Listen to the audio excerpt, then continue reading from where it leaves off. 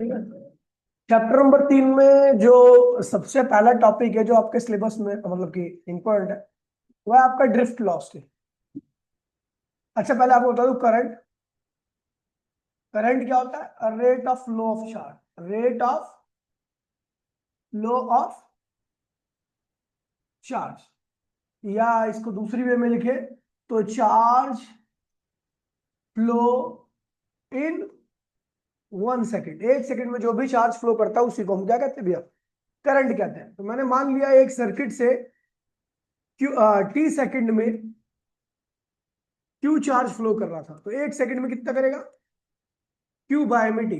इसी को हम क्या कहते हैं? 1 सेकेंड में जो चार्ज फ्लो हुआ उसी को हम क्या कहते हैं? करंट कहते हैं। अगर मैं बात करूं करंट के टाइप की, तो एवरेज करंट होता है। एवरेज करंट होता है आपका टोटल चार्ज अपॉन में टोटल टाइम। टोटल टाइम, इसको आप लिख सकते हो Q2 माइनस Q1 अपॉन में T2 माइनस T1।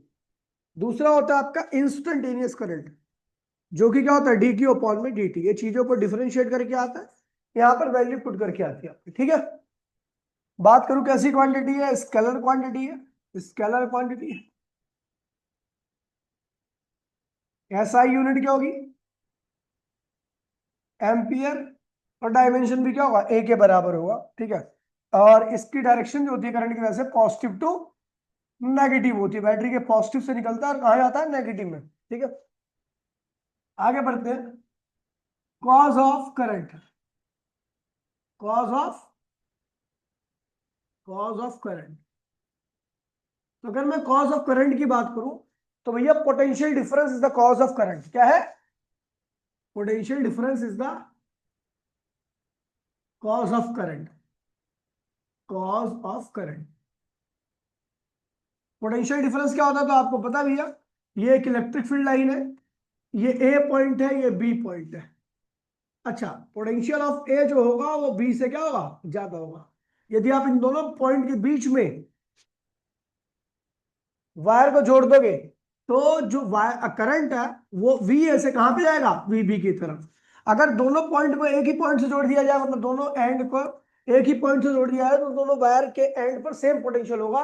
और सेम पोटेंशियल के बीच में चार्ज का फ्लो कभी नहीं होता। जैसे दो टंकी है, सेम लेवल की है, तो पानी ना तो एक टंकी से दूसरी में आएगा ना दूसरी से पहली में आएगा, अगर उनको बीच में कनेक्शन कर देंगे। लेकिन अगर एक टंकी का लेवल ज्यादा है, दूसरी टंकी का लेवल कम है, बीच में पाइप लगी हो, तो क्या हुआ? ज्यादा वाली से कम की तरफ जाए। बिल्कुल सेम करंट भी ऐसी काम करता है। ठीक है। जहां का पोटेंशियल क्या होता है? ज्यादा होता है, और जहां पर कम होता है उससे उसकी तरफ आता है। Potential difference is the cause of electric current. और इलेक्ट्रिक करंट की वैल्यू आपको बता दूं तो ये हो गया आपका, मान लीजिए इसका रेजिस्टेंस क्या है? आर है, तो ये होगा आपका पोटेंशियल डिफरेंस। पोटेंशियल डिफरेंस क्या होगा? V A minus V B.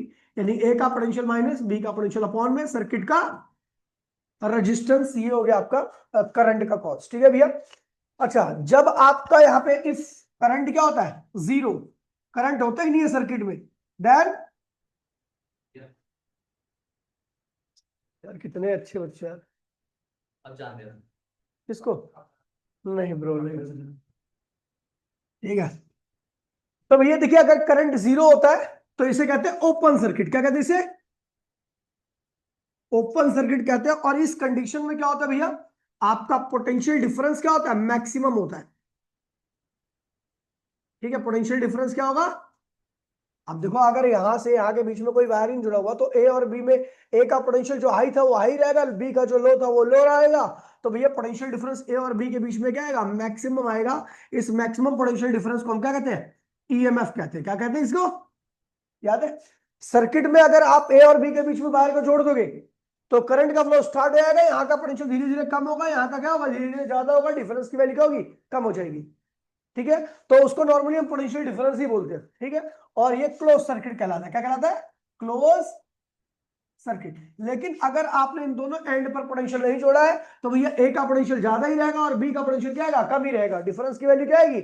ज्यादा आएगी। उस मैक्सिमम पोटेंशियल डिफरेंस को हम क्या कहते हैं? ईएमएफ कहते हैं। क्या कहते हैं? ईएमएफ। फिर आते हैं drift velocity. Drift velocity, gate खोल दे यार। ड्रिफ्ट वेलोसिटी, ठीक है। ड्रिफ्ट वेलोसिटी क्या होती है? देखिए, अगर मैं बात करूं एक नॉर्मली कंडक्टर की, तो अगर वो एट रूम टेम्परेचर पर है, एट रूम टेम्परेचर पर, तो उसके अंदर के जो भी इलेक्ट्रॉन्स होंगे वो इनडेफिनेट डायरेक्शन में, कोई डेफिनेट डायरेक्शन नहीं होती है, ऐसे ही इधर उधर भागते रहेंगे। ठीक है, जब मैं इन सब की वेलोसिटी का एवरेज करता हूं, कभी भी एक बात और ध्यान रखना, जब भी मैं इलेक्ट्रॉन की बात करूंगा तो एक इलेक्ट्रॉन नहीं होते, अरबों इलेक्ट्रॉन्स होते हैं, सब चल रहे होते हैं। तो जब मैं वेलोसिटी की बात करूंगा तो वहां पे आप देखोगे कि हर इलेक्ट्रॉन की वेलोसिटी भी क्या है, अलग अलग है। जब मैं वेलोसिटी की बात करूंगा तो हमेशा क्या निकालूंगा, एवरेज। क्या निकालूंगा, इलेक्ट्रॉन की वेलोसिटी हो गई, आपके मॉलिक्यूल की वेलोसिटी हो गई, ये सब बहुत सारे होते हैं। तो मैं किसकी बात कर रहा हूं, तो मैं एवरेज की बात कर रहा हूं। तो यहां पर जब आपने कोई एट रूम टेम्परेचर पर जब आपने ए और बी के अक्रॉस में कोई पोटेंशियल अप्लाई नहीं किया था, कोई पोटेंशियल डिफरेंस अप्लाई नहीं किया था, तो इलेक्ट्रॉन सब क्या थे, रैंडमली मूव कर रहे थे।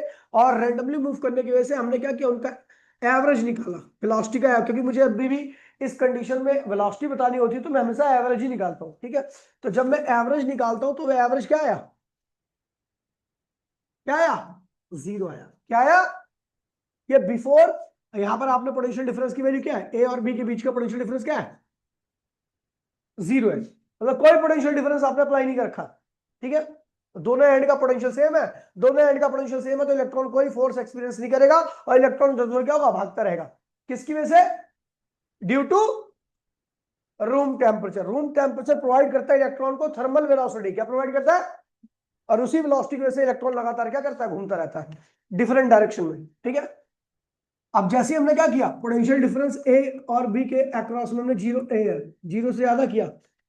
अब कैसे कर लगाते हैं भैया potential difference, by using battery. Battery का इस्तेमाल करके हम लगाते हैं पोटेंशियल डिफरेंस। जैसे ही लगाया तो भैया यहाँ पर अंदर क्या सेटअप होगी, इलेक्ट्रिक फील्ड। क्या सेटअप होगी, और इलेक्ट्रिक फील्ड जैसी आती है तो उस रीजन के सारे इलेक्ट्रॉन पे क्या लगता है, फोर्स। और फोर्स लगता है तो इलेक्ट्रॉन कहां चलते हैं भैया, एक डेफिनेट डायरेक्शन में, एक फिक्स डायरेक्शन में इलेक्ट्रॉन क्या होते हैं, भागने लगते हैं। ये देखो सब भागने लगे, सबकी वेलोसिटी चेंज हो गई है, सबकी वेलोसिटी चेंज हो गई। तो इस बार जब मैं एवरेज निकालूंगा तो एवरेज क्या आता है भैया, जीरो से ज्यादा। और उस एवरेज को हम कहते हैं ड्रिफ्ट वेलोसिटी। क्या कहते हैं इसे, तो ड्रिफ्ट वेलोसिटी क्या होती है, average velocity of electron under the influence of electric field. Electric field के अंडर में जो भी इलेक्ट्रॉन की वेलोसिटी आती है उसी को हम क्या कहते हैं भैया, ड्रिफ्ट वेलोसिटी कहते हैं। ठीक है, समझ गए। और इसकी वैल्यू क्या होती है, फ्यू मिलीमीटर पर सेकंड। अब ये कहता है ये तो फ्यू मिलीमीटर पर सेकंड है, लेकिन जैसे ही आप स्विच ऑन करते हैं वैसे ही बल्ब जल जाता है लाइटनिंग फास्ट स्पीड से। ऐसा क्यों, क्योंकि भैया उस कंडक्टर के हर एंड पर इलेक्ट्रॉन होते हैं, हर जगह पे इलेक्ट्रॉन होते हैं, हर पॉइंट पे इलेक्ट्रॉन होते हैं। जैसे ही मैं स्विच ऑन करता हूं तो मेरे स्विच के सामने का पास का इलेक्ट्रॉन भी मूव करने लगता है, और जो स्विच के दूसरे एंड है बल्ब के पास है वो इलेक्ट्रॉन भी मूव करने लगता है। करंट क्या होता है, तुरंत सडन क्या होता है, वहां पर भी सेटअप हो जाता है और बल्ब क्या होता है, ग्लो कर जाता है। ठीक है, यहाँ का इलेक्ट्रॉन नहीं है वहां पे, यहाँ का इलेक्ट्रॉन वहां तक जाने में तो 10 दिन लग जाएंगे। मैंने आज स्विच ऑन किया और मेरा बल्ब तुरंत जल गया, तो इसका मतलब ये नहीं हुआ कि मेरा इलेक्ट्रॉन वहां पहुंच गया, नहीं। मेरा इलेक्ट्रॉन जो आज मैंने स्विच ऑन किया ना, हो सकता है 10-15 दिन बाद वहां पे पहुंचे, लेकिन वहां का जो इलेक्ट्रॉन था वो पहुंच गया वहां पे। समझ गए, क्योंकि एक इलेक्ट्रॉन तो होते नहीं है, तो ये फ्यू मिलीमीटर पर सेकंड होती है, लेकिन यहाँ पर लाइटिंग फास्ट एक्शन होता है, क्योंकि यहाँ पर जो इलेक्ट्रिक फील्ड सेटअप होती है पूरे कंडक्टर के अंदर वो लाइट की स्पीड से सेटअप होती है। और जैसे इलेक्ट्रिक फील्ड पूरे कंडक्टर में लाइट की स्पीड से सेटअप होती है तो हर इलेक्ट्रॉन पे क्या लगता है, फोर्स। और फोर्स लगता है तो हर जगह का इलेक्ट्रॉन क्या होता है, मूव करने लगता है, और इलेक्ट्रिसिटी क्या होती है, तुरंत की तुरंत आ जाती है। समझ गए। अच्छा, एक्सप्रेशन, अब बात करता हूं इसके एक्सप्रेशन की। बहुत आसान एक्सप्रेशन है। पहले एक बात ध्यान रखना कि एक्सेलरेशन ऑफ इलेक्ट्रॉन क्या होगा, acceleration of electron in conductor. जब हमने इलेक्ट्रिक फील्ड अप्लाई किया, इलेक्ट्रिक फील्ड अप्लाई करते के साथ इलेक्ट्रॉन पे क्या लगने लगा, फोर्स। और फोर्स लगने लगा तो इलेक्ट्रॉन क्या करेगा, फोर्स की वजह से एक्सेलरेट करेगा। एक्सेलरेशन क्या होता है, फोर्स अपॉन में, अच्छा किसका फोर्स, किस पे लग रहा फोर्स, इलेक्ट्रॉन पे लग रहा फोर्स। तो इलेक्ट्रॉन पे लगने वाला फोर्स क्या होता है, इलेक्ट्रिक फील्ड इंटू में चार्ज, इक्यू होता है ना। ठीक है, इलेक्ट्रिक फील्ड इंटू में चार्ज, और मास कितना इलेक्ट्रॉन का, तो एम ही ले लीजिए। क्या ले लीजिए, तो ये क्या गया, एक्सेलरेशन ऑफ इलेक्ट्रॉन। आपको बता दूं भैया, अच्छा ये जो ई है ना, ये अलग से नहीं है, एम ई है नीचे एकदम। ठीक है, अच्छा ये इलेक्ट्रॉन क्या होगा, same for, same for each, क्यों, कोई बताएगा मुझे क्यों इलेक्ट्रॉन का हर इलेक्ट्रॉन के लिए सेम है, क्योंकि इस कंडक्टर के अंदर इलेक्ट्रिक फील्ड की वैल्यू हर जगह पे क्या है, सेम। हर इलेक्ट्रॉन के ऊपर प्रेजेंट चार्ज क्या होगा, सेम। और हर इलेक्ट्रॉन का मास क्या होगा, सेम। तो भैया अगर कोई चीज सेम है, मान लीजिए क्लास में 100 बच्चे हैं और 100 के 100 बच्चों का मास 50 किलो है, तो उनका एवरेज क्या आएगा? 50 ही आएगा भाई। जब चीजें सेम होती है ना, वहां पे एवरेज क्या होता है? एक के बराबर आता है। ड्रिफ्ट वेलोसिटी और वेलोसिटी के साथ ऐसा नहीं था, सबकी वेलोसिटी क्या थी? अलग अलग थी, इसलिए जब हम एवरेज निकाल लेते तो वहां पे कुछ और आता था। जैसे पहले केस में क्या आ गया? 0 आ गया। दूसरे केस में जो आया उसको हमने क्या नाम दिया? ड्रिफ्ट वेलोसिटी का नाम दिया। ठीक है, तो ये एक्सेलरेशन क्या था? हर इलेक्ट्रॉन के लिए क्या था? सेम था। तो भैया हम जानते भी नो, जब भी मैं इलेक्ट्रॉन की बात कर रहा हूं, 4 इलेक्ट्रॉन्स, 4 इलेक्ट्रॉन नहीं बोल रहा, 4 इलेक्ट्रॉन्स, तो पहली इक्वेशन जो थी v इक्वल्स में u प्लस 80, वो थोड़ी चेंज हो जाएगी। क्या होगी? एवरेज लोगे। क्या लोगे? ठीक है, एवरेज लेते। क्यों? क्योंकि एक इलेक्ट्रॉन तो है नहीं, ना जाने कितने इलेक्ट्रॉन है। तो भैया ये फाइनल एवरेज है, इस फाइनल एवरेज को मैंने क्या नाम दिया है? Drift velocity. क्या नाम दिया है? इनिशियल एवरेज क्या थी? 0। एक्सेलरेशन का एवरेज वही आएगा जो एक इलेक्ट्रॉन का, कोई सब सेम ही है, कैपिटल ई स्मॉल ई अपॉन में एम। और टाइम के एवरेज को, अब देखिए आपको पता है इलेक्ट्रॉन जैसे इलेक्ट्रिक फील्ड में आया तो हर इलेक्ट्रॉन की वेलोसिटी चेंज हुई है। u1 वाले की v1 होगी है, u2 वाले की v2 होगी है, u1 वाले की vn होगी है। अब यहाँ पे वेलोसिटी चेंज हुई तो वेलोसिटी चेंज होने में टाइम लगेगा, तो हर सबको टाइम अलग अलग लगेगा। और जब हम उस टाइम का एवरेज निकालते तो उसी एवरेज टाइम को हम क्या कहते हैं भैया? Relaxation time. क्या कहते हैं? और इसको हम लिखते हैं टाउ से। क्या लिखते हैं? तो ड्रिफ्ट वेलोसिटी की एक्सप्रेशन आती है कैपिटल ई स्मॉल ई टाउ अपॉन में M, that is the expression of drift velocity. अगर आपको बता दूं यहाँ पे अगर इसकी वेक्टर फॉर्म लिखी जाए तो drift velocity vector equals to में कैपिटल ई स्मॉल ई टाउ अपॉन में एम, और यहाँ पे लगाते हैं माइनस। क्यों? क्योंकि भैया इलेक्ट्रॉन तो चल रहे हैं, कहाँ चल रहे हैं? लेफ्ट में, और इलेक्ट्रिक फील्ड क्या है? राइट में। दोनों की डायरेक्शन अपोजिट होने की वजह से क्या होता है? हमने यहाँ पे माइनस लगाते हैं। Opposite, VD opposite to, opposite to ठीक है भैया। तो अपोजिट होने की वजह से हमने क्या लगा दिया? माइनस लगा दिया। ये आपकी ड्रिफ्ट वेलोसिटी की एक्सप्रेशन है। ठीक है भैया, बहुत ज्यादा लिखने की आवश्यकता नहीं है, इससे कर लेना आप। ठीक है, फिर बात करते हैं अगले टॉपिक की। ठीक है, factor affecting drift velocity. Factor affecting velocity कुछ नहीं है, ड्रिफ्ट वेलोसिटी का हमने फॉर्मूला देख लिया, कैपिटल ई स्मॉल ई टाउ अपॉन में एम। काफी इंपोर्टेंट रिलेशन है। हम देख रहे हैं ड्रिफ्ट वेलोसिटी जो होता है वो कैपिटल ई के डायरेक्टली होता है। क्यों? क्योंकि अगर ई ज्यादा रहेगा तो हर इलेक्ट्रॉन पे फोर्स भी क्या लगेगा? ज्यादा। हर इलेक्ट्रॉन का एक्सेलरेशन क्या रहेगा? ज्यादा। और जब इलेक्ट्रॉन तेजी से एक्सेलरेट करेगा तो उसकी वेलोसिटी क्या रहेगी? एवरेज क्या आएगी? ज्यादा आएगी, ड्रिफ्ट वेलोसिटी ज्यादा रहेगी। ठीक है, दूसरा ये लिखवा रखा मैंने नोट्स में, देख लेना। रिलैक्सेशन टाइम, ये वो टाइम होता है जिसके बीच में कोलिजन नहीं होता। अगर इसकी वैल्यू ज्यादा रहेगी तो इलेक्ट्रॉन के बीच में कोलिजन कम हो रहा है, और जब इलेक्ट्रॉन के बीच में कोलिजन कम होगा तो इसका मतलब इलेक्ट्रॉन कोलिजन कम कर रहा है, तो इसका मतलब आगे बढ़ रहा है। देखिए इलेक्ट्रॉन तो चलता रहता ना, अगर कोलिजन ज्यादा होंगे तो उसके आगे बढ़ने की रफ्तार क्या होगी? स्लो हो जाएगी। अब कोलिजन कम होंगे तो आगे बढ़ने की रफ्तार क्या होगी? ज्यादा हो जाएगी, इसकी वेलोसिटी क्या होगी? ज्यादा हो जाएगी। और जब इलेक्ट्रॉन की वेलोसिटी ज्यादा होती है तो क्या होता है भैया? ड्रिफ्ट वेलोसिटी भी क्या होगी? ज्यादा ही आएगी। ठीक है, अच्छा,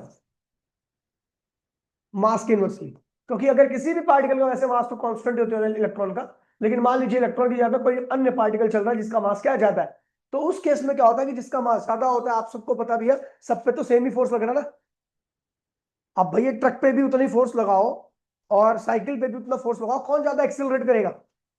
साइकिल। क्यों? क्योंकि साइकिल का मास कम है और ट्रक का मास क्या है? ज्यादा है। जिसका मास ज्यादा होता है उसके अंदर एक्सेलरेशन क्या आता है? कम आता है। एक्सेलरेशन कम होगा तो उसकी ड्रिफ्ट वेलोसिटी भी क्या होगी? कम होगी। ये ध्यान रखना। फिर उसके बाद क्या है? क्या दिव्या है?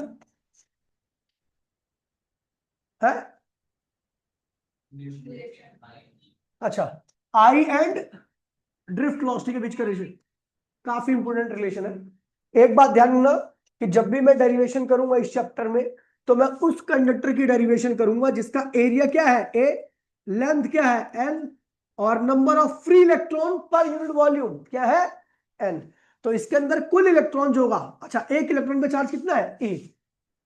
एरिया, लेंथ, एन क्या है? Free electron per unit volume, और एक इलेक्ट्रॉन में चार्ज कितना है? ई। तो इसके अंदर कुल चार्ज की वैल्यू होगी लीना, अगर आपको याद होगा तो।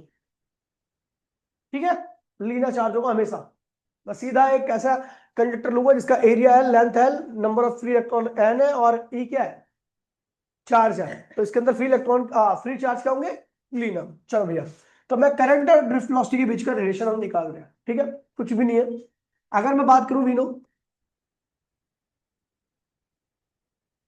ठीक है, तो अगर ड्रिफ्ट वेलोसिटी देखिए तो क्या था, कैपिटल ई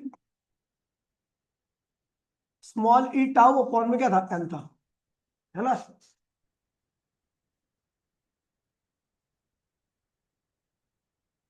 इससे ड्राइव किया था मैंने, किसी और से ड्राइव किया था है, अच्छा उससे किया था, वैसे इससे भी कर दूंगा मैं, थोड़ा लेंथ ही आएगा बस। ये देखिए कंडक्टर है, ठीक है, सब कुछ वही है जो उस बना रखा उधर, पोटेंशियल डिफरेंस अप्लाई कर दिया, लेंथ एल है, यहां से इलेक्ट्रॉन चला, कितनी वेलोसिटी चलेगा, ड्रिफ्ट वेलोसिटी से। कितने चार्ज है इसके अंदर, कितना है, लीना, क्या है इसके अंदर कुल चार्ज की वैल्यू क्या, लीना। तो करंट क्या आता है, करंट क्या होता है, टोटल चार्ज अपॉन में टाइम, चार्ज कितना है इसके अंदर, लीना। और उसको यहां से यहां तक आने में टाइम कितना लगेगा, तो टाइम होता है, टाइम क्या होता है, डिस्टेंस अपॉन में वेलोसिटी, एल से एल कैंसिल हो गया, तो यहां से एक रिलेशन आ गया वीना, क्या आ गया, तो काफी इंपोर्टेंट रिलेशन है, इसको ध्यान रखना, ठीक है। यहाँ पर आपका करंट जो है वो ड्रिफ्ट वेलोसिटी के डायरेक्टली है, करंट जो है आपका वो नंबर ऑफ फ्री इलेक्ट्रॉन के डायरेक्टली है, करंट जो है वो एरिया के भी क्या है, डायरेक्टली है, ई क्या है, कांस्टेंट में।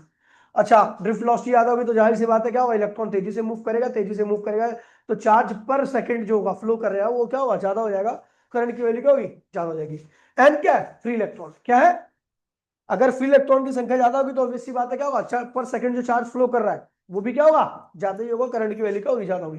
एरिया ज्यादा होने से क्या होता है, तो एरिया ज्यादा होने से भैया ध्यान रखना कि एरिया ज्यादा होने से कंडक्टर का रेजिस्टेंस क्या होता है, कम हो जाता है, और रेजिस्टेंस कम होने से चार्ज का फ्लो क्या होता है, तेज हो जाता है, और तेज हो जाएगा तो भैया आपको पता ही है क्या होगा, करंट की वैल्यू क्या होगी, ज्यादा होगी। अगला टॉपिक क्या है, रेजिस्टेंस। रेजिस्टेंस है भैया obstruction created by conductor in the flow of charge, वो बाधा जो कंडक्टर उत्पन्न करता है किसके फ्लो में, चार्ज के फ्लो में, उसी को हम क्या कहते हैं भैया, रेजिस्टेंस कहते हैं, क्या कहते हैं, रेजिस्टेंस कहते हैं, इसको आर से लिखते हैं, ठीक है। चलो इसको ड्राइव करते हैं, ठीक है, पहले ओम्स लॉ से आते हैं। ओम्स लॉ क्या कहता है, ओम्स लॉ कहता है पोटेंशियल जितना ज्यादा लगाओगे कंडक्टर के अक्रॉस में, करंट क्या होगा उतना ही ज्यादा रहेगा। रेजिस्टेंस की वैल्यू क्या होगी, यहाँ पे आर क्या होना चाहिए, कांस्टेंट होना चाहिए। ये अगर आप इसको कांस्टेंट करके पोटेंशियल बढ़ा रहे हो तो करंट की वैल्यू क्या होगी, बढ़ती चली जाएगी, ज्यादा पोटेंशियल रहेगा तो ज्यादा करंट आएगा। अच्छा, अगर आपने रेजिस्टेंस ज्यादा बढ़ा दिया तो भैया पोटेंशियल करंट क्या होगा, कम हो जाएगा। इसलिए ध्यान रखना कि जब भी आपको ओम्स लॉ वेरीफाई करना है तो आपको रेजिस्टेंस क्या करना पड़ेगा, कांस्टेंट करना पड़ेगा। तो v इक्वल्स टू में यहाँ पर प्रोपोर्शनलिटी साइन हटाने के लिए हम एक कांस्टेंट लगाते हैं, यहाँ पर कांस्टेंट खुद कौन क्या है, ये v इक्वल्स टू में आई आर आपका आ गया ओम्स लॉ। आर की वैल्यू क्या होती है, v अपॉन में आई, v अपॉन में आई, ठीक है। ये रेजिस्टेंस का फॉर्मूला है, ठीक है। एसआई यूनिट क्या होती है,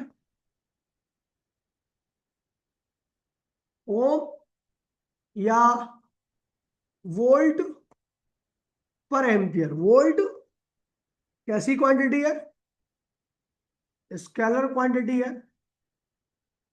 total resistance depend upon the total resistance depends upon the type of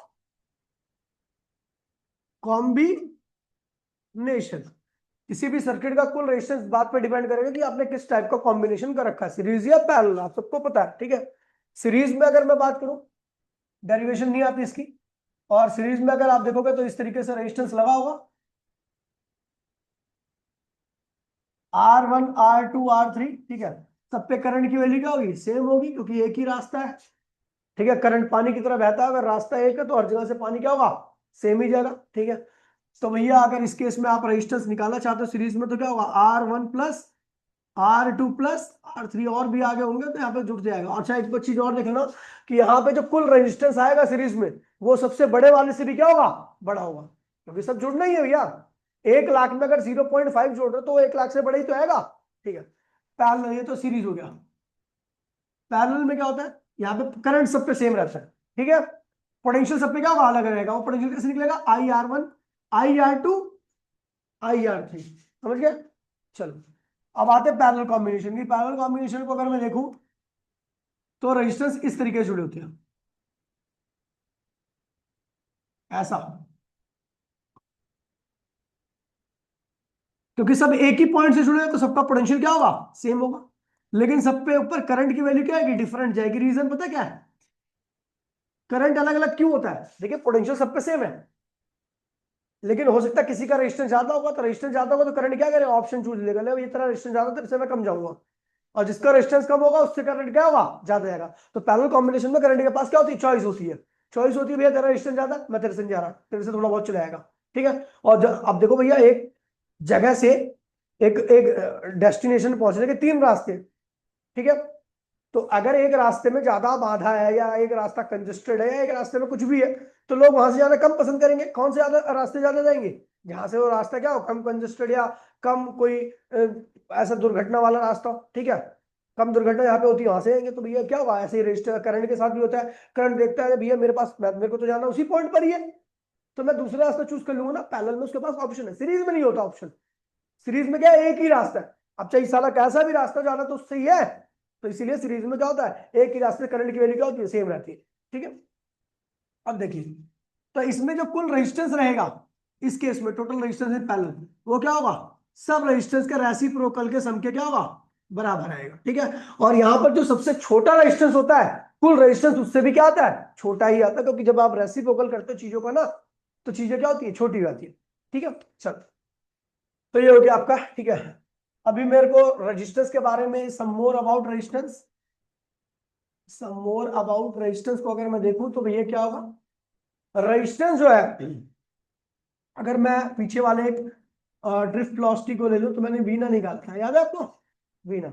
अच्छा, करंट, ये करंट है, वीना को क्या लिखता हूँ, कैपिटल ई स्मॉल ई टाउ अपॉन में क्या लिख दिया, एम, और इसको लिख दिया T E N, E N A. अगर मैं इसको अरेंज करूं तो इलेक्ट्रिक फील्ड क्या होता है, आपको याद है, एक कंडक्टर जिसकी लेंथ एल है, उसके अंदर इलेक्ट्रिक फील्ड ई है, तो उसके देखिए, ये ए है, ये बी पॉइंट है, इन दोनों के बीच की दूरी क्या है, एल है, इलेक्ट्रिक फील्ड की वैल्यू क्या है, ई है। तो ए और बी के बीच का जो पोटेंशियल डिफरेंस रहेगा, वो ई इंटू में एल के प्रोडक्ट के क्या आएगा, बराबर आएगा। ई इंटू में एल के प्रोडक्ट के क्या होगा, बराबर आएगा। तो भैया हमने क्या किया, इसे ई को क्या लिख दिया, ई क्या होगा, वी अपॉन में एल, वी अपॉन में डी है, एल लिख दो, कैपिटल ई टाउ एम और ई एन ए, ये हो गया। इसको अरेंज करते हैं तो भैया क्या होगा, करंट क्या होगा, टी ना अपॉन में एम एल, और ये क्या होगा, वी को अलग लिख दीजिए। ओम्स लॉ में पोटेंशियल डिफरेंस जो होता है हमेशा क्या होता है, अकेला रहता है, तो वी को हमने क्या लिख दिया, आई एम एल टी ना। तो अगर मैं बोलूं एट कांस्टेंट टेम्परेचर, जैसे ही मैं टेम्परेचर को कांस्टेंट करता हूं, तो आपको बता दूं इलेक्ट्रॉन का मास चेंज नहीं होने वाला है। टेम्परेचर जैसे ही आप कांस्टेंट करोगे तो कंडक्टर की लेंथ भी क्या होगी, फिक्स हो जाएगी, क्योंकि टेम्परेचर बढ़ने से लेंथ बढ़ती है, टेम्परेचर घटाने से लेंथ क्या होती है, घट जाती है। हम यहाँ पे टेम्परेचर को क्या कर रहे हैं, कांस्टेंट कर दे रहे हैं, ना लेंथ बढ़ेगी ना घटेगी।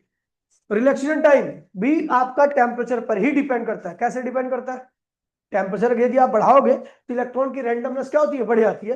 इलेक्ट्रॉन की रैंडमनेस बढ़ने के साथ ही क्या होता है, उसको चलने में दिक्कत होगी, क्योंकि अगर एक वाइब्रेट करता है इलेक्ट्रॉन जब आगे बढ़ेगा, तो वो आसपास के इलेक्ट्रॉन से ज्यादा टकराएगा, ज्यादा टकराने से उसकी स्पीड क्या होती है, कम हो जाती है। स्पीड कम हो जाती है, करंट क्या होता है, कम हो जाता है। करंट कम हो जाता है तो रेजिस्टेंस क्या होता है, बढ़ जाता है, ठीक है भैया। तो इसीलिए ध्यान रखना कि जैसे आप टेम्परेचर कांस्टेंट करते हो तो इलेक्ट्रॉन की रैंडमनेस फिक्स हो जाती है, उसका जो एक सेकंड में कोलिजन हो रहा वही होगा, तो उसके आगे बढ़ने की रफ्तार क्या होगी, फिक्स हो जाएगी।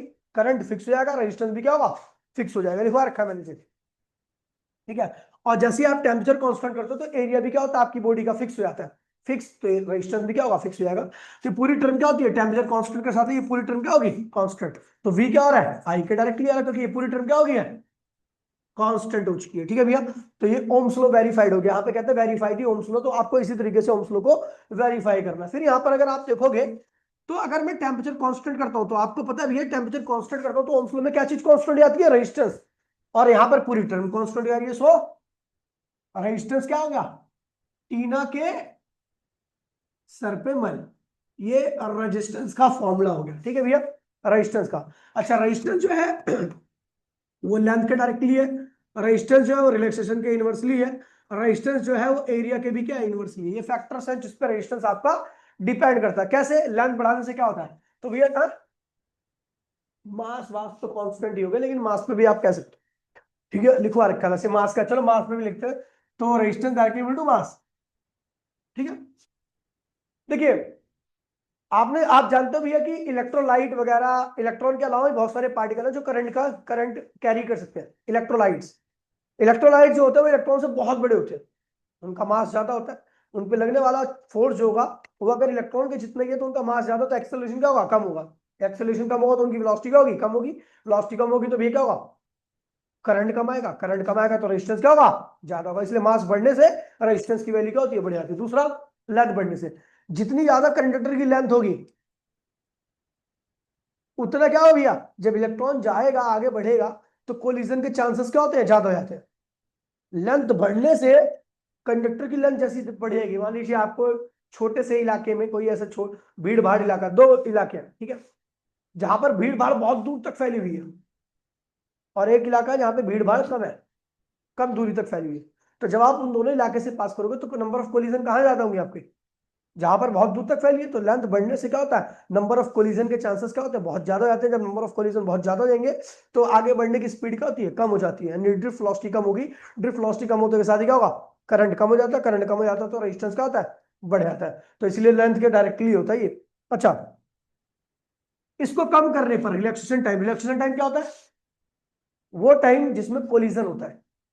अगर ये ज्यादा है तो इसका मतलब कोलिजन क्या हो रहा है, कम हो रहा है, और ये कम है तो इसका मतलब कोलिजन क्या हो रहा है, ज्यादा हो रहा है। तो अगर इसको मैं बढ़ा दूं यानी कोलिजन को कम कर दूं तो ऑब्वियस सी बात है इलेक्ट्रॉन अब आगे बढ़ेगा। कोलिजन नहीं हो रहा ना, तो इलेक्ट्रॉन क्या करेगा, अपनी एनर्जी का इस्तेमाल दो ही तरीके से करता है इलेक्ट्रॉन, एक तो टकराने में और दूसरा आगे बढ़ने में। ठीक है, अगर वो टकरा कम रहा है तो इसका मतलब आगे बढ़ रहा है ज्यादा, और जब आगे ज्यादा बढ़ेगा इलेक्ट्रॉन तो उसकी ड्रिफ्ट वेलोसिटी क्या होगी, ज्यादा। ड्रिफ्ट वेलोसिटी ज्यादा होगी तो भैया क्या होगा, करंट ज्यादा होगा और रेजिस्टेंस क्या होगा, कम हो जाएगा। और यदि मैं इसको कम कर दूं, कम कैसे कर सकता हूं, टेम्परेचर बढ़ा करके।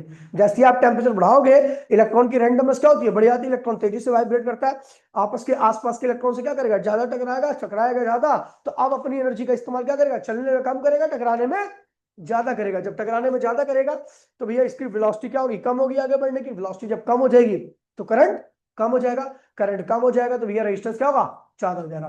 तो इसके बढ़ाने पर रेजिस्टेंस क्या होता है, कम हो जाता है, और इसके घटाने पर रेजिस्टेंस क्या होता है, बढ़ जाता है। अच्छा, एरिया पता है आपको, छोटा सा गेट है, 10 आप बंदे को मैंने बोला एक साथ निकलो, तो आपस में कोलिजन ज्यादा होंगे, टक्कर ज्यादा होगी, उनकी स्पीड क्या होगी, कम हो जाएगी। बड़ा सा गेट है, मैंने कहा सब भाग के जाओ, तो सब आराम से निकल जाएंगे, टकराने के चांस क्या होंगे, कम होंगे, वेलोसिटी क्या होगी, ज्यादा होगी। तो इस तरीके से आपका रेजिस्टेंस पे फैक्टर डिपेंड करता है। अच्छा, एक और है, effect of temperature on resistance. Effect of temperature on resistance, resistance के ऊपर टेम्परेचर का क्या इफेक्ट पड़ता है। तो आपको बता दो इसकी कोई डेरिवेशन नहीं है, ठीक है, मैंने पहले करा रखा है डायरेक्टली वगैरह, तो वो इसी प्रकार से करा रखा है इन फैक्टर्स को लेकर के। लेकिन अगर मैं बात करूं तो आपका जो फाइनल रेजिस्टेंस होता है वो initial resistance 1 plus alpha T final minus T initial के बराबर आता है। और आपको यहां पे बता दूं कि अल्फा को क्या कहते हैं, कॉफिशिएंट ऑफ थर्मल रेजिस्टेंस या थर्मल रेजिस्टिविटी। ये जो होता है ये अलग अलग के लिए, सबके लिए अलग अलग होता है। मेटल के लिए इसकी वैल्यू क्या होती है, पॉजिटिव। अगर मेटल की इसकी वैल्यू पॉजिटिव है तो इसका मतलब टेंपरेचर बढ़ाने पर मेटल का रेजिस्टेंस क्या होगा, बढ़ेगा। सेमीकंडक्टर के लिए इसकी वैल्यू क्या होती है, नेगेटिव। क्या होती है, इसका मतलब आप टेंपरेचर बढ़ाओगे सेमीकंडक्टर का तो उसका रेजिस्टेंस क्या होगा, बढ़ने की बजाय क्या होगा, कम हो जाएगा। क्यों कम हो जाएगा, देखिए कंडक्टर के अंदर, देखिए मैं दोनों, चलो पहले इसको तीसरा ही बताया, तो उसके बाद फिर मैं इसको डिस्कस करता हूँ थोड़ा सा। और एलॉय के लिए, एलॉय की बात करूं तो उसके लिए इसकी अल्फा की वैल्यू क्या होती है, 0। क्या होती है, क्या होता है इससे, देखिए अगर मैं बता दूं मेटल के लिए पॉजिटिव होता है, ऐसा क्यों होता है, और मेटल का रेजिस्टेंस टेंपरेचर बढ़ाने पर क्यों बढ़ता है। देखिए मेटल की बात करूं तो मेटल के अंदर जो एन होते हैं, फ्री इलेक्ट्रॉन्स, एन मतलब स्मॉल एन मतलब फ्री इलेक्ट्रॉन्स, उनकी संख्या फिक्स होती है, उनको आप नहीं चेंज कर सकते, उनकी वैल्यू जो है उतनी ही रहेगी चाहे कितना भी टेम्परेचर बढ़ा लो। ठीक है, क्योंकि इलेक्ट्रॉन जो जुड़े होते हैं मेटेलिक बॉन्ड के थ्रू जुड़े होते हैं, और मेटेलिक बॉन्ड को तोड़ पाना नामुमकिन है। Metallic bond is stronger than covalent, much much stronger than covalent bond.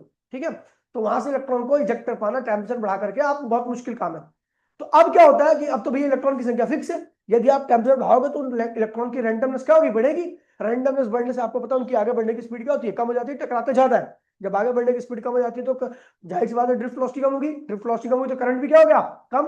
Current कम हो गया तो भैया रेजिस्टेंस क्या हो गया, ज्यादा हो गया। तो इसलिए मेटल के अंदर जब भी आप टेम्परेचर बढ़ाओगे तो उसका रेजिस्टेंस आपको हमेशा क्या होगा, ज्यादा ही मिलेगा, बढ़ता ही मिलेगा। सेमीकंडक्टर की बात कर रहा हूँ, सेमीकंडक्टर क्या होता है पहले आपको बताता हूँ। सेमीकंडक्टर वो कंडक्टर, वो सब्सटेंस होते हैं जिनकी कंडक्टिविटी मेटल और इंसुलेटर के बीच में होती है। मतलब वो ना तो कंडक्टर कह सकते हो आप, ना उनको इंसुलेटर कह सकते हो, बीच का कह सकते हो, ना पुरुष ना स्त्री, ठीक है, क्या कह सकते हो, ठीक है, समझ गए, ठीक है भैया। अब देखिए क्या होता है कि ऐसे जो मेट होते हैं, सब्सटेंस होते हैं, वो कोवेलेंट बॉन्ड से जुड़े होते हैं और कोवेलेंट बॉन्ड से तोड़ना आसान होता है, ठीक है। और जब हम ऐसी चीजों को देखिए, सिलिकॉन हो गया, जर्मेनियम हो गया, इंडियम हो गया, आपको सोच रहोगे कि मेरे को कैसे पता, भाई मेरा चैप्टर है ये लास्ट का, इसलिए मेरे को सब पता है, इसके बारे में तो पूरा, ये नॉन मेटल के बारे में, ये सेमीकंडक्टर के बारे में सारा पूरा ग्रुप पता है मुझे, किसकी क्या प्रॉपर्टी होती है, ठीक है। तो अब देखिए, जब ऐसे सब्सटेंस का टेम्परेचर हम राइज करते हैं तो वहां पर दो चीजें होती हैं। एक तो मेटल की तरह इलेक्ट्रॉन की रैंडमनेस बढ़ती है और आगे बढ़ने की रफ्तार क्या होती है, कम हो जाती है। रेजिस्टेंस क्या होता है, बढ़ता है, इनका भी रेजिस्टेंस बढ़ता है। लेकिन यहां पर एक चीज और होती है कि जब हम टेम्परेचर बढ़ाते हैं तो वहां पर बॉन्ड टूट करके इलेक्ट्रॉन की संख्या क्या होती है, सडन बहुत ज्यादा टूट बढ़ जाती है। और आपको पता है, अभी पीछे एक रिलेशन हमने किया था, करंट क्या होता है, वी ना होता है, क्या होता है, वी ना होता है, ठीक है। जब एन बढ़ेगा तो ऑब्वियस सी बात है करंट भी क्या होगा, बढ़ेगा, और करंट बढ़ेगा तो रेजिस्टेंस क्या होगा, घट जाएगा। तो यहां पर दोनों चीजें होती है, एक चीज थोड़ी कम होती है, एक चीज बहुत ज्यादा होती है। जैसे जब आप टेम्परेचर बढ़ाते हो तो यहाँ पे इलेक्ट्रॉन्स की रैंडमनेस तो बढ़ती है, रैंडमनेस बढ़ेगी तो इलेक्ट्रॉन को आगे बढ़ने में क्या होगी, दिक्कत होगी, ड्रिफ्ट वेलोसिटी कम होगी, करंट कम होगा, रेजिस्टेंस क्या होगा, बढ़ेगा, ये होता है। लेकिन ये चीज थोड़ी कम होती है, यहां पर जो इलेक्ट्रॉन टूट करके इलेक्ट्रॉन की संख्या बढ़ने का रेट होता है ना, वो बहुत ज्यादा हो जाता है। और जैसे ही number of electron, free electrons बढ़े तो आपको पता भी है क्या होगा, करंट क्या होगा, सर्किट में सडन बढ़ जाएगा, ठीक है। दोनों चीजें होती है, लेकिन एक चीज बढ़ने वाला फैक्टर क्या होता है, और रेजिस्टेंस बढ़ने वाला फैक्टर क्या होता है, कम होता है। रेजिस्टेंस घटने वाला फैक्टर क्या होता है, ज्यादा होता है यहाँ पे। तो इसलिए उसका ओवरऑल रेजिस्टेंस क्या होता है, घट जाता है। अलॉय के साथ क्या होता है, अलॉय एक ऐसी चीज होती है जिसका रेजिस्टेंस ऑलरेडी बहुत ज्यादा होता है। किसी भी अलॉय को ले लो, वो हमेशा बैड कंडक्टर है, ठीक है, वो कभी भी अच्छे से इलेक्ट्रिसिटी कंडक्ट कर ही नहीं सकता। इसका मतलब उसका रेजिस्टेंस ऑलरेडी बहुत ज्यादा है, और जिसका रेजिस्टेंस ऑलरेडी बहुत ज्यादा है तो उसके रेजिस्टेंस को आप फर्दर और ज्यादा नहीं, थोड़ा बहुत तो बढ़ा सकते हो, लेकिन और ज्यादा बढ़ा। अब एक बर्बाद आदमी है, देखिए दो आदमी होते हैं, एक होता है सुधरा हुआ, जैसे मेटल, उसको टेम्परेचर बढ़ाओगे आप बर्बाद कर सकते हो आराम से, और धीरे धीरे बढ़ाओगे वो बर्बाद होता रहेगा, आपको दिखेगा विजिबल होगा कि हाँ भाई बर्बाद हो रहा है सामने से।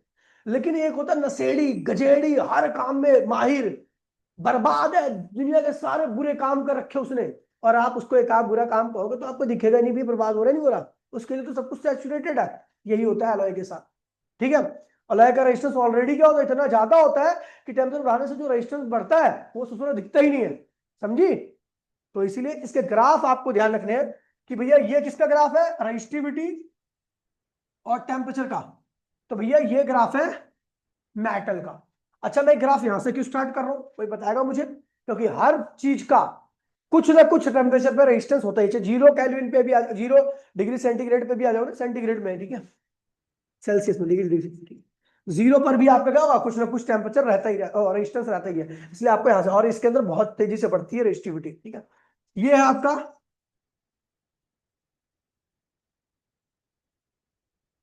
ये है आपका एलॉय, क्या है, बढ़ तो रहा है लेकिन बहुत कम विजिबल हो रहा है ये चीज, ठीक है, इसका स्लोप काफी कम होता है, ठीक। और ये है आपका सेमीकंडक्टर, ठीक है, कम टेम्परेचर पर ज्यादा रेजिस्टिविटी। क्यों, कम टेम्परेचर में क्या होता है भैया, कम टेम्परेचर में क्या दिक्कत आ गई कि इसकी रेजिस्टिविटी क्या होगी, ज्यादा होगी। क्यों, तो भैया टेम्परेचर कम रहता है तो इसके अंदर फ्री इलेक्ट्रॉन की संख्या बहुत कम होती है। जब फ्री इलेक्ट्रॉन्स बहुत कम रहेंगे तो वो भी टकराते हुए चलेंगे तो रेजिस्टेंस क्या होगा, काफी ज्यादा रहेगा। लेकिन अगर टेम्परेचर ज्यादा कर दोगे तो फ्री इलेक्ट्रॉन की संख्या क्या होगी, बढ़ जाएगी, बॉन्ड टूटे भाई। जब बढ़ जाएगी तो भैया कोई बात नहीं, थोड़ा बहुत रेजिस्टेंस कराने की वजह से बढ़ रहा है, लेकिन यहाँ पे रेजिस्टेंस कम भी तो हो रहा है नंबर की वजह से, समझ गए। तो इस चीज को ध्यान रखना, ये बहुत इंपॉर्टेंट है, इसके ऊपर क्वेश्चंस आएंगे। एनसीईआरटी में 2 क्वेश्चन रखे हैं, दोनों में से एक आ सकते हैं, एग्जांपल भी एक है, ठीक है, करा रखा है मैंने, 3 के तीनों करा रखे हैं, ठीक है, उस तीनों के बियॉन्ड कुछ नहीं आ सकता इसमें। ठीक है, आगे बढ़ते हैं अगला। रजिस्टिविटी। रजिस्टिविटी क्या होता है भैया? तो रजिस्टिविटी एक फैक्टर है जो कि किस पे डिपेंड करता है? रेजिस्टेंस पे। ठीक है, और किस टाइप का मटेरियल है इस पे। ठीक है, रजिस्टिविटी, अगर मैं रजिस्टिविटी का फॉर्मूला देखूं तो अभी आपने रेजिस्टेंस का फॉर्मूला क्या देखा? टीना के सर पे मल जो होता है ये रेजिस्टेंस होता है। लेकिन एक फॉर्मूला और जानते हो आप 10th क्लास में, रेजिस्टेंस का रो एल ए होता है। ये कैंसिल हो गया, तो ये रेजिस्टिविटी का फॉर्मूला क्या आ गया? मैं टीन। यहां पे जो आपकी रेजिस्टिविटी है कुछ चीजों पर डिपेंड करेगी, जैसे भैया मास तो एक कांस्टेंट फैक्टर है, इलेक्ट्रॉन की बात हो रही है, इलेक्ट्रॉन का मास क्या रहेगा? सेम रहेगा। यहाँ पे कुछ और भी चीजें है, ये देख लो। ठीक है, यहाँ पे एन क्या? फ्री इलेक्ट्रॉन है। और अगर मैं बात करूं फ्री इलेक्ट्रॉन, तो हर कंडक्टर के अंदर, जो भी कंडक्टर है उसके अंदर फ्री इलेक्ट्रॉन की संख्या क्या होती है? अलग अलग होती है। ठीक है, किसी के अंदर ज्यादा होती है, किसी के अंदर कम होती है। ठीक, तो इसका मतलब क्या हुआ कि आपकी रेजिस्टिविटी एक तो टेम्परेचर पे डिपेंड कर रही है, क्योंकि रिलैक्सेशन टाइम किस पे डिपेंड करता है? टेम्परेचर पर। और दूसरा किस पे डिपेंड कर रही है? फ्री इलेक्ट्रॉन पर। ठीक है, तो ये अगर रेजिस्टिविटी आएगा तो resistivity is a variable factor which depends upon the temperature as well as the nature of substance, किस सब्सटेंस का आपने यूज किया। ठीक है, अच्छा, टेम्परेचर बढ़ाने पर रजिस्टिविटी क्या होती है? देखिए, रिलैक्सेशन टाइम कम करने पर रजिस्टिविटी क्या होती है? बढ़ जाती है। ये कौन सा टाइम है?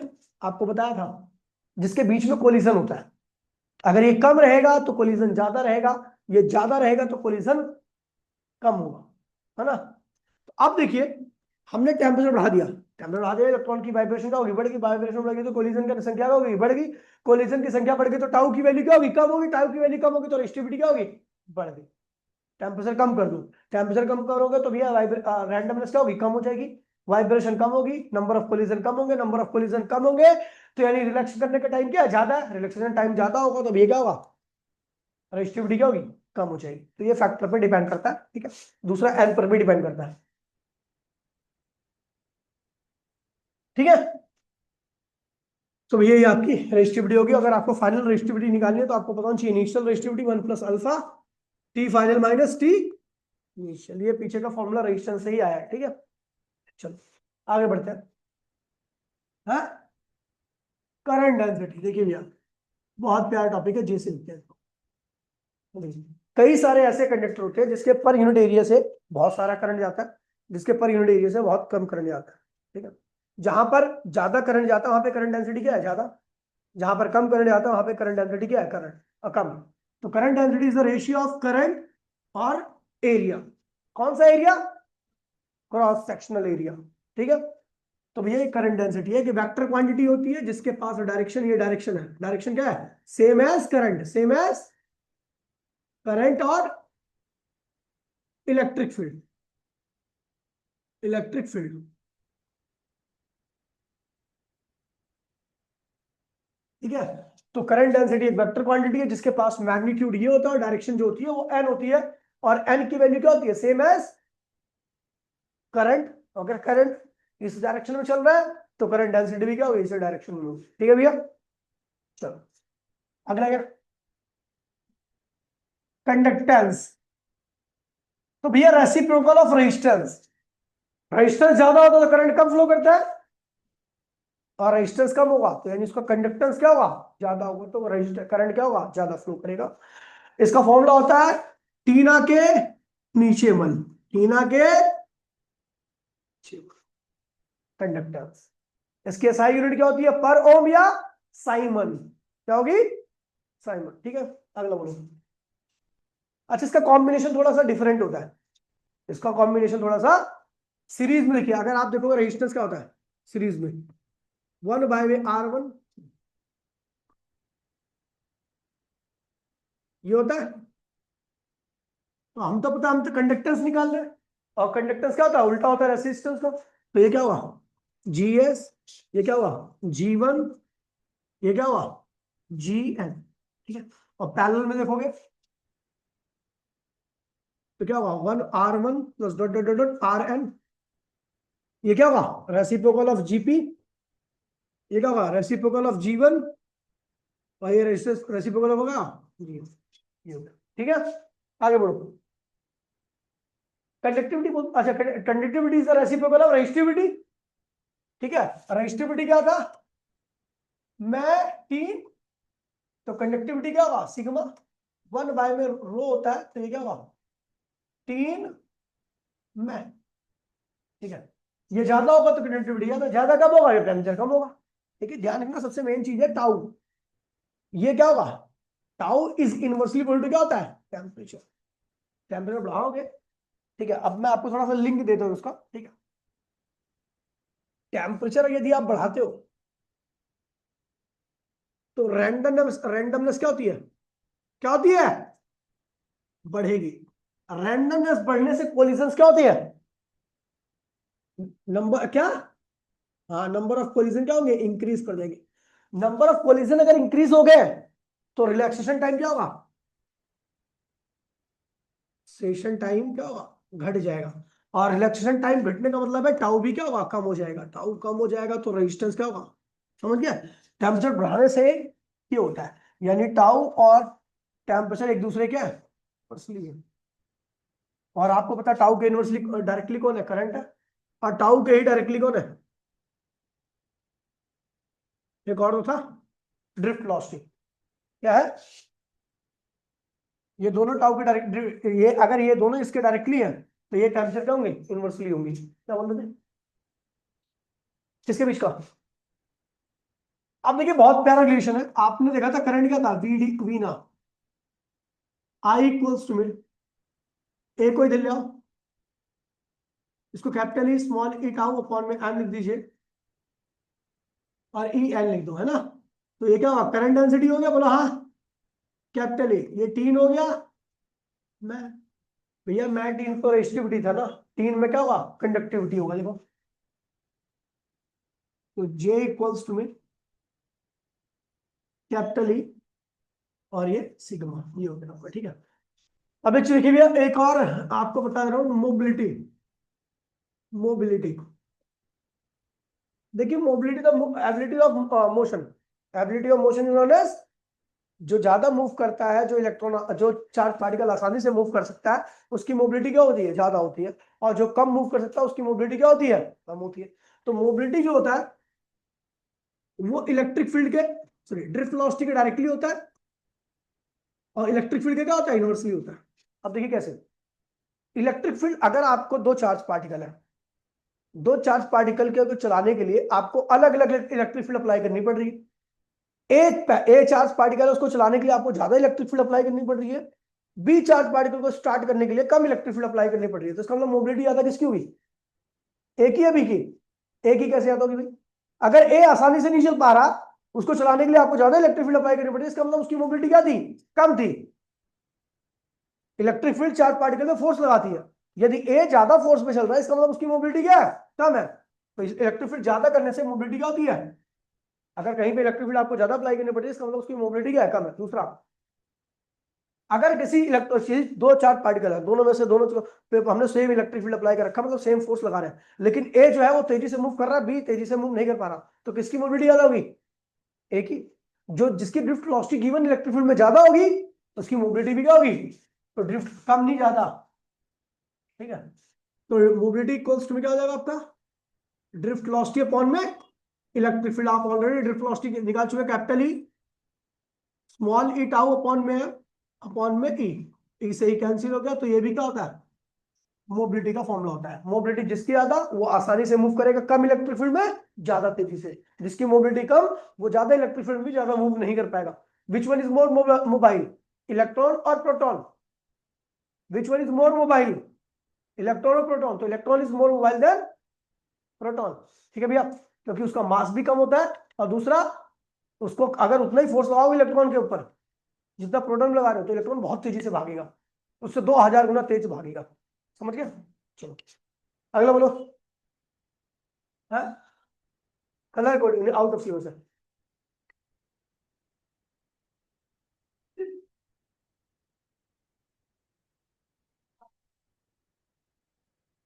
कॉम्बिनेशन ऑफ रेजिस्टेंस भी आउट ऑफ सिलेबस है, पता ना आपको।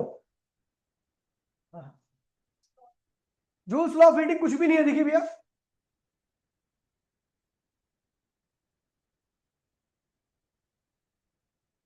जूल्स लॉ ऑफ हीटिंग क्या कहता है भैया? कहता है जो हीट निकलती है वो करंट के डायरेक्टली होती है। अगर आपका ज्यादा करंट रहेगा तो हीट ज्यादा निकलेगी, क्यों? ऑब्जर्वेशन है भैया, लॉ है। जितना ज्यादा सर्किट में करंट रहेगा उतना ज्यादा पावर का लॉस होगा। सर्किट का जो करंट जितना ज्यादा, पावर लॉस उतना ज्यादा। दूसरा, रेजिस्टेंस ज्यादा रहेगा फिर भी हीट लॉस ज्यादा होगा। और टाइम आप ज्यादा,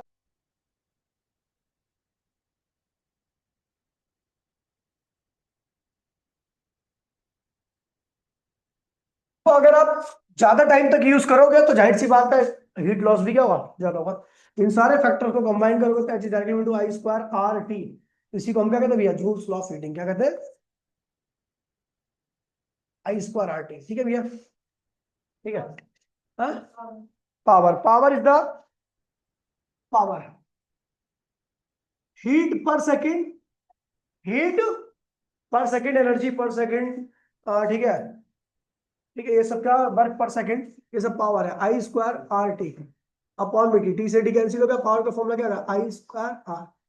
ठीक है, ये आ गया। अच्छा, इसे आई आप इसको लिखते हो आई आर इंटू में आई, तो ये जाएगा आपका वी आई, पावर हो गया। ठीक है। अच्छा, पावर का फॉर्मूला वी की यहाँ पे क्या लिख दोगे? आई की यहाँ पे क्या लिख दोगे? वी अपॉन में आर। तो पावर का फॉर्मूला ये आ गया वी स्क्वायर अपॉन में आर। अच्छा, ये आप कहाँ यूज करते हो? सीरीज में। ये कहाँ यूज करते हो? पैरेलल में, क्योंकि रेजिस्टेंस यहाँ पे क्या आ रहा है? नीचे आ रहा है। ठीक है। पावर एसआई यूनिट क्या होती है पावर की? वॉट या जूल पर सेकेंड। ठीक है। और भी बहुत सारी चीजों की पावर है। ठीक है, जैसे 70 वॉट का बल्ब है, 70 वॉट। अच्छा, एक्चुअली पावर क्या है? Energy for 1 second. पावर भी क्या है? एनर्जी है, लेकिन वो किसकी एनर्जी है? 1 सेकेंड के लिए। ठीक है। तो अगर मैं बोलूंगा किसी बल्ब की पावर क्या है, किसी बल्ब की पावर 70 वॉट है, क्या है? और वहां से जो इलेक्ट्रॉन, एक इलेक्ट्रॉन निकल रहा है, कितनी पावर है? 70 वॉट। और एक इलेक्ट्रॉन जो एनर्जी लेके निकल रहा है, 7 जूल की एनर्जी निकल रहा है। तो कितने, 1 सेकंड में कितने इलेक्ट्रॉन निकल रहे हैं? देखिए, मैं बोल रहा हूं पावर कितनी है? 70 वॉट है। 70 वॉट मतलब कि 70 जूल 1 सेकंड में खर्च हो रहा है। और एक इलेक्ट्रॉन कितनी एनर्जी लेकर निकल रहा है? 7 जूल। तो भैया आपको पता है एक इलेक्ट्रॉन 7 जूल लेकर एनर्जी निकल रहा है, हमारे पास 1 सेकंड की कुल एनर्जी कितनी है? 70। तो भैया क्या होगा? 10 इलेक्ट्रॉन 1 सेकंड में आपका एमिट हो रहे होंगे सोर्स से।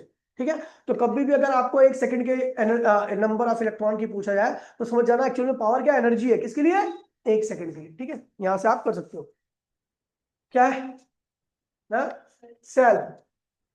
सेल क्या है भैया?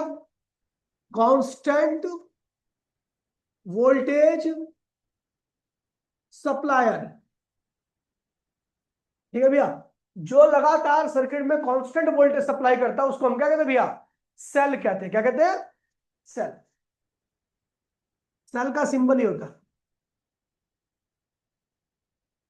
ये पॉजिटिव साइड होती है और ये क्या होती है? नेगेटिव साइड होती है। ठीक है। अच्छा, दूसरा फिर क्या था? देखिए, इसमें कुछ फैक्टर्स आएंगे जो आपको ध्यान रखना है। जैसे मैं एक सेल बना दूं,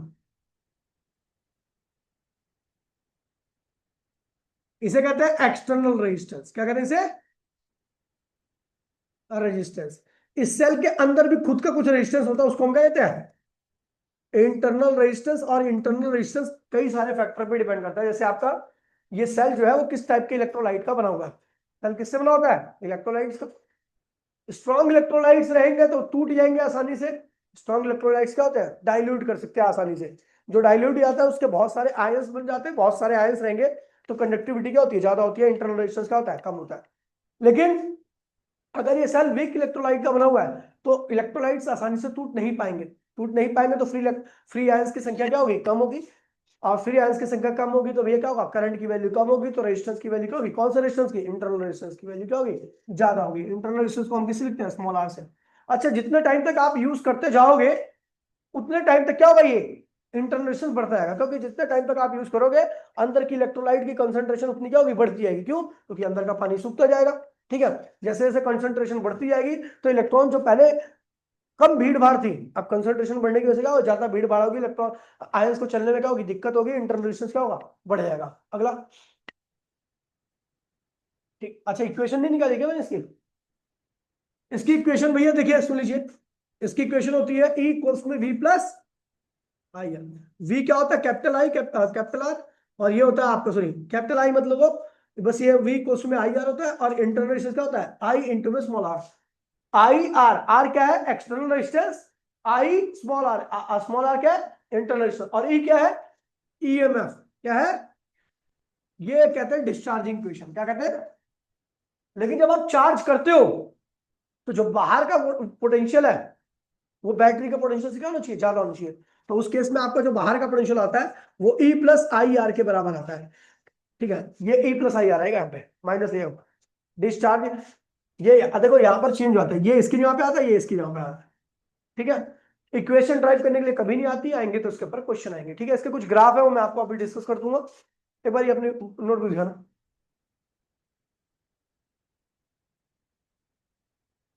ठीक है। देखिए, combination of cell, combination of cell की अगर मैं बात, देखिए नोट्स में मैंने पूरा डिटेल में लिखवा रखा है, तो वहां पे आप देख लेना, ठीक है। ये इक्वेशन ऑफ डिस्चार्जिंग और चार्जिंग, ठीक है। अब मैं बात करता हूँ ये कॉम्बिनेशन सेल, दो तरह के कॉम्बिनेशन होते हैं, इसकी डेरिवेशन नहीं आती है, ठीक है। Combination of cell, combination of cell, cell का कॉम्बिनेशन, तो दो कॉम्बिनेशन था, सीरीज और पैरेलल। सीरीज में क्या होता है भैया, आप सेल को इस तरीके से लगाते हो, एक्सटर्नल रेजिस्टेंस है भैया है, ये E1 है, इसका पोटेंशियल क्या है भैया, V1 होगा, इंटरनल रेजिस्टेंस R1 होगा, करंट क्या होगा, I होगा, ठीक है। ये इसका इंटरनल ईएमएफ का E2 है, पोटेंशियल V2 है, और इंटरनल रेजिस्टेंस का R2 है। ऐसे ही इसका ईएमएफ क्या EN है, रेजिस्टेंस पोटेंशियल क्या है CN है, और रेजिस्टेंस क्या है RN है। अच्छा, ये सब पोटेंशियल डिफरेंट क्यों, क्योंकि सीरीज में जो भी चीजें लगी होती है ना, सबका पोटेंशियल क्या होता है, डिफरेंट होता है। ईएमएफ सबसे अलग अलग है, सबका ईएमएफ भी क्या होगा, अलग अलग होगा, लेकिन सब पे करंट की वैल्यू क्या होगी, सेम रहेगी, क्योंकि एक ही रास्ता है, ठीक है। और वही करंट क्या होगा, यहां से आएगा, यहाँ पे पोटेंशियल कितना आएगा, V क्या आएगा, V।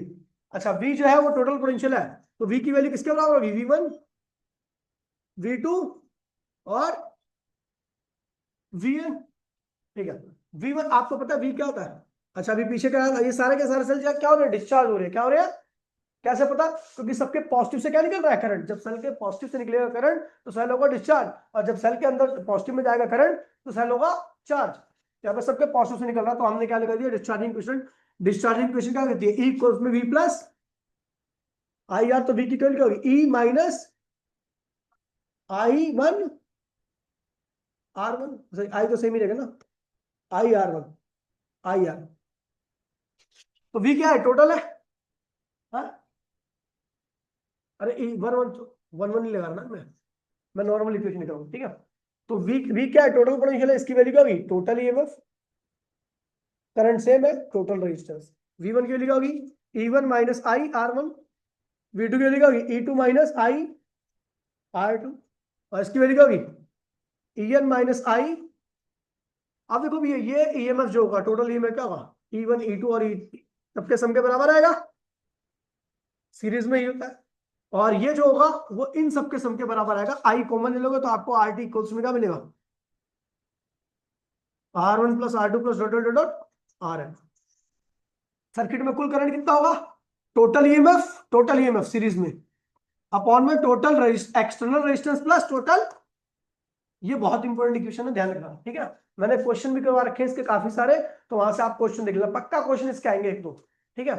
सीरीज और पैरेलल में, ठीक है, ये तो हो गया आपका सीरीज। पैरेलल की बात करूं तो पैरेलल में हम सेल को इस तरीके से जोड़ते हैं,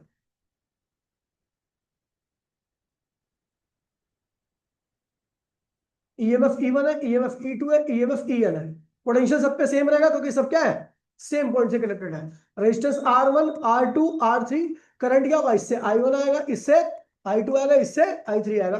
कुल करंट कितना है सर्किट में, I आया, कितना आया, तो I किसके बराबर होगा, I1 I2 IN। अच्छा आपको पता है ये सारे सेल डिस्चार्ज हो रहे हैं क्योंकि सबके सेल सबके पॉजिटिव से क्या निकल रहा है, करंट निकल रहा है, तो डिस्चार्जिंग क्वेश्चन क्या होती है, ई प्लस आई आर, तो आई की वैल्यू क्या होगी, ई माइनस वी अपॉन में स्मॉल आर, ये होगा, आई की वैल्यू यही होगी ना।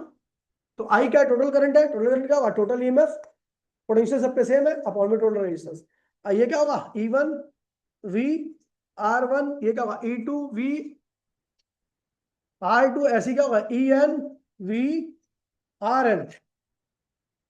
ठीक है, इसको सॉल्व करोगे तो आपको आएगा टोटल ईएमएफ टोटल रेजिस्टेंस का रेशियो क्या होगा, ई वन अपॉन में R one plus dot dot dot E N upon में आर एन।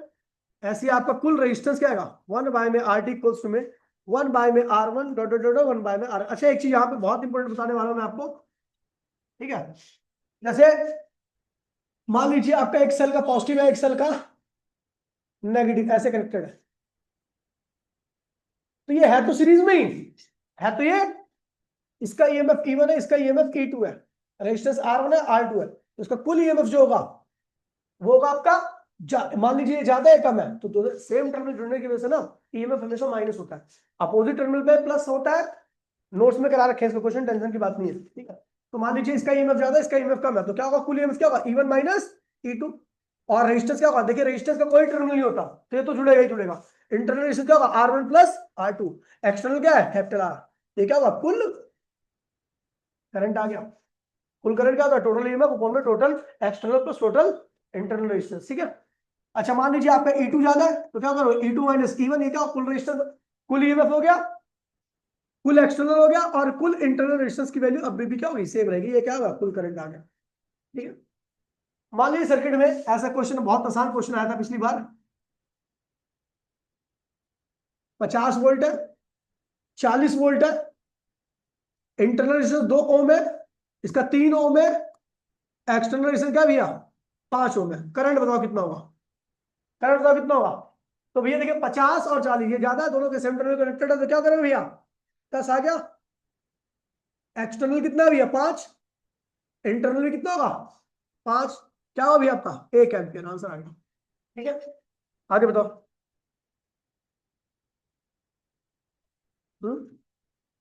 जड़ी बूटी बहुत इंपॉर्टेंट है, ठीक है। जड़ी बूटी देखिए, ठीक है, ठीक है। अब इसमें मैंने क्या रखा है कि कुछ ग्राफ बनाने हैं आपके, ठीक है। तो भैया ग्राफ, जैसे पहला ग्राफ है आपका पोटेंशियल वर्सेस आर का, और ये ग्राफ क्यों बना ये भी सुन लीजिए। देखिए वी आर, वी और आर के बीच का ग्राफ है आपका, ठीक है भैया, वी और आर के बीच का ग्राफ है, ये ई है, ये ई है, आपने वी लिख रखा है, ई और आर का। अच्छा आपको बता दूं, ईएमएफ कब होता है, जब सेल से करंट फ्लो नहीं करता, तो पोटेंशियल डिफरेंस को हम क्या कहते हैं, ईएमएफ होता है, वो मैक्सिमम होता है। और अगर मैक्सिमम ईएमएफ ऑलरेडी है, पोटेंशियल डिफरेंस की वैल्यू क्या है, मैक्सिमम है, तो अगर आप रेजिस्टेंस बढ़ाओगे तब भी तो करंट फ्लो नहीं करेगा, पोटेंशियल डिफरेंस की वैल्यू क्या होगी, देखिए इक्वेशन आपने देखा होगा, E equals to V plus I R, ठीक है। आपको पता है सर्किट में, ठीक है, अगर मैं देखूं तो ई इक्वल्स में क्या था, आई कैपिटल आर,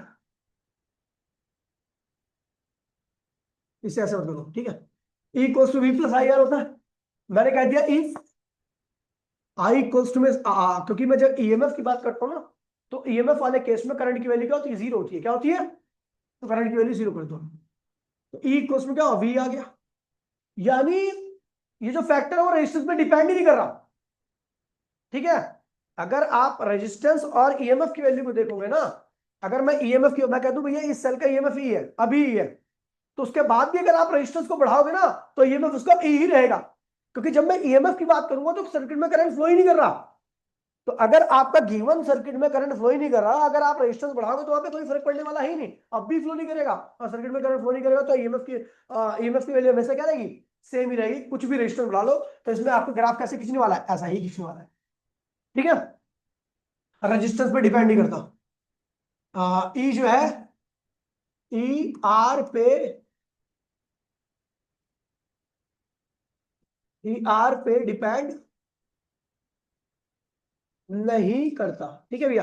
अगला ग्राफ है आपका हाँ, वी वर्सेस आर, ये होगा मामला।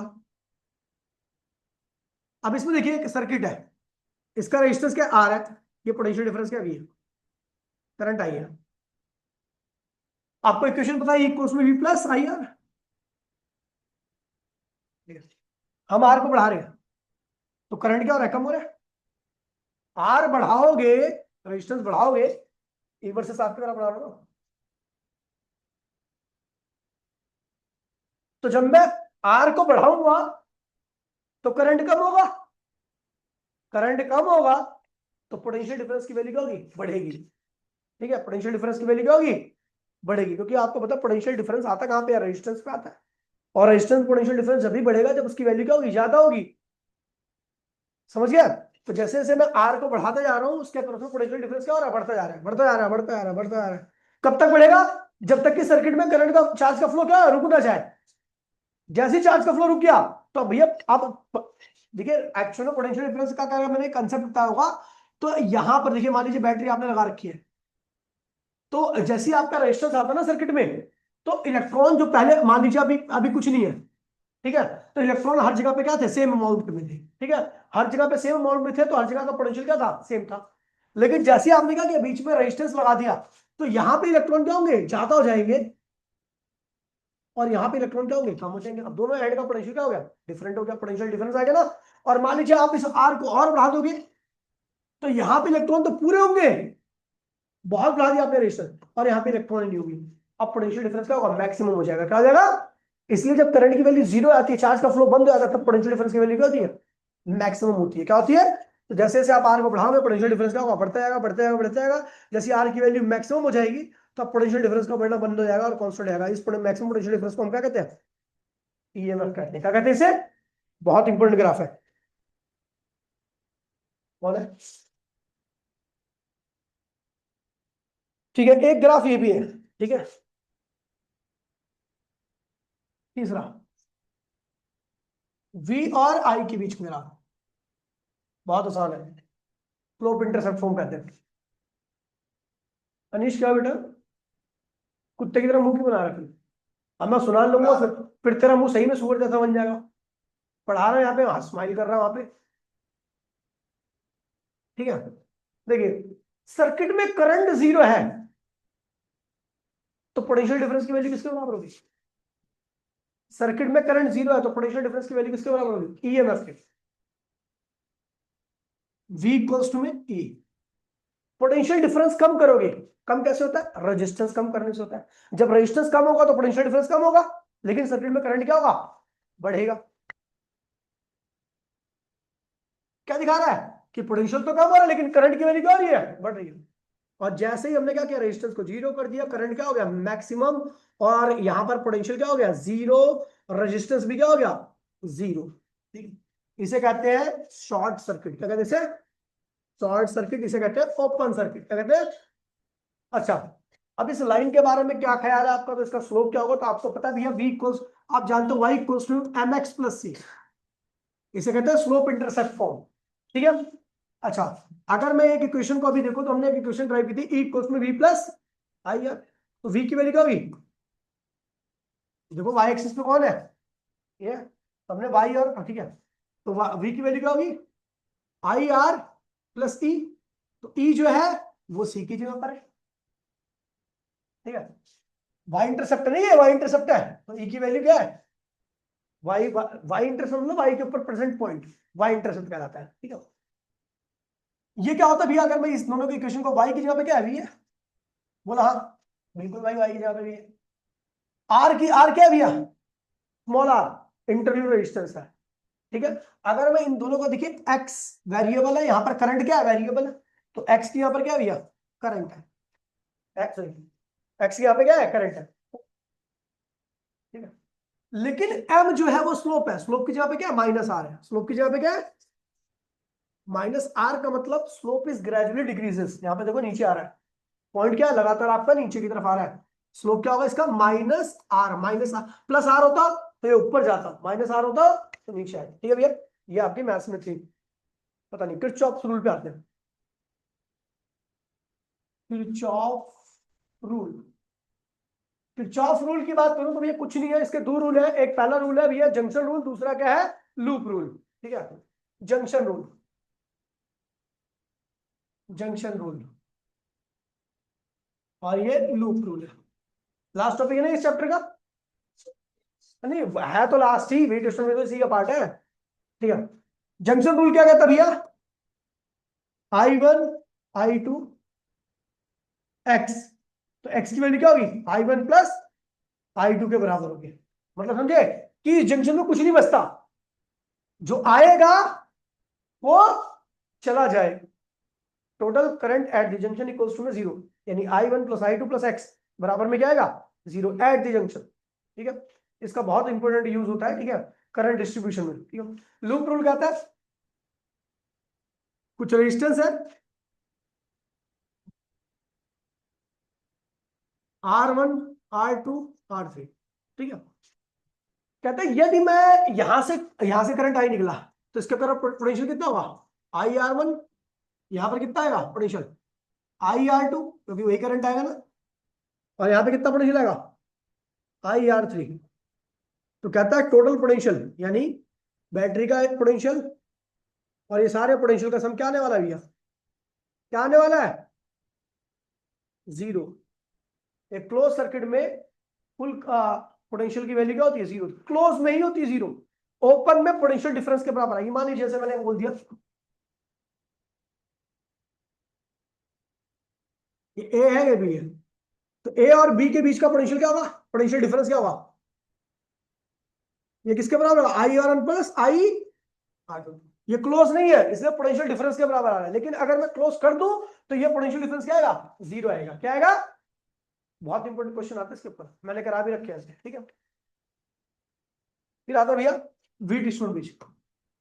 वीट स्टोन ब्रिज आप 5 मिनट में इसके कुछ क्वेश्चन करोगे जो मैं लगाऊंगा अभी। ठीक है, वीट स्टोन ब्रिज। ठीक है, अच्छा रूल याद है आपको, करंट की डायरेक्शन में अगर आप पोटेंशियल लोगे तो पॉजिटिव आएगा, करंट की उल्टी डायरेक्शन में अगर आप रेजिस्टेंस पोटेंशियल लोगे तो नेगेटिव आएगा।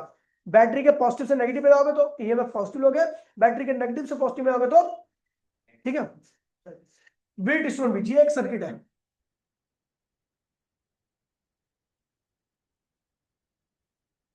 ABCD। इसका रेजिस्टेंस R1 है, इसका रेजिस्टेंस R2 है, इसका रेजिस्टेंस R3 है, इसका रेजिस्टेंस R4 है और बीच में लगा है गैल्वेनोमीटर। यहां से करंट कितना गया I। ठीक है, अगर मैंने ऊपर भेज दिया I1 तो नीचे कितना आएगा I माइनस I, और इसके अंदर भेज दिया IG तो यहाँ पे कितना आएगा I1 माइनस IG। यहां से IG आ रहा है, यहां से I1 आ रहा है, तो यहाँ पे क्या होगा I माइनस I1 प्लस। भैया एक काम करते हैं, दोनों loop low, loop A B D A और लूप BCDB। चलो इक्वेशन लो, चलो सॉरी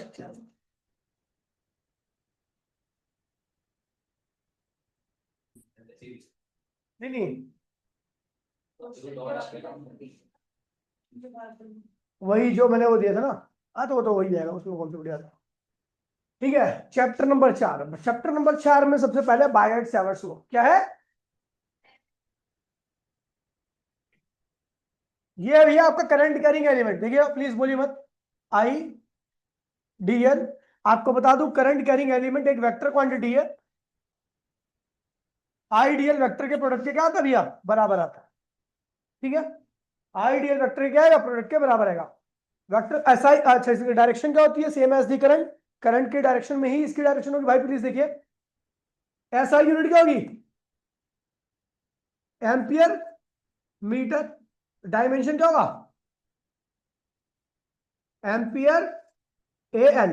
ठीक है भैया, ठीक है, कह रहा है इस करंट कैरिंग एलिमेंट से एक पॉइंट P, भाई प्लीज बोलिए मत, R डिस्टेंस पे था, तो ये भी वेक्टर क्वांटिटी, ये भी वेक्टर क्वांटिटी, दोनों के बीच में एंगल क्या बन गया, थीटा। क्या बन गया, तो कह रहा है इस पॉइंट पर जो भी मैग्नेटिक फील्ड होगी DP वो किसके बराबर आएगी, म्यू नॉट अपॉन में 4 पाई IDL साइन थीटा अपॉन में क्या होगा R स्क्वायर। ये होगी भैया मैग्नेटिक फील्ड इस करंट कैरिंग एलिमेंट के से इस P पॉइंट पर। ठीक है भैया, तो ये मैग्नेटिक फील्ड। अच्छा I क्या है, आइडियल क्या है, करंट कैरिंग एलिमेंट।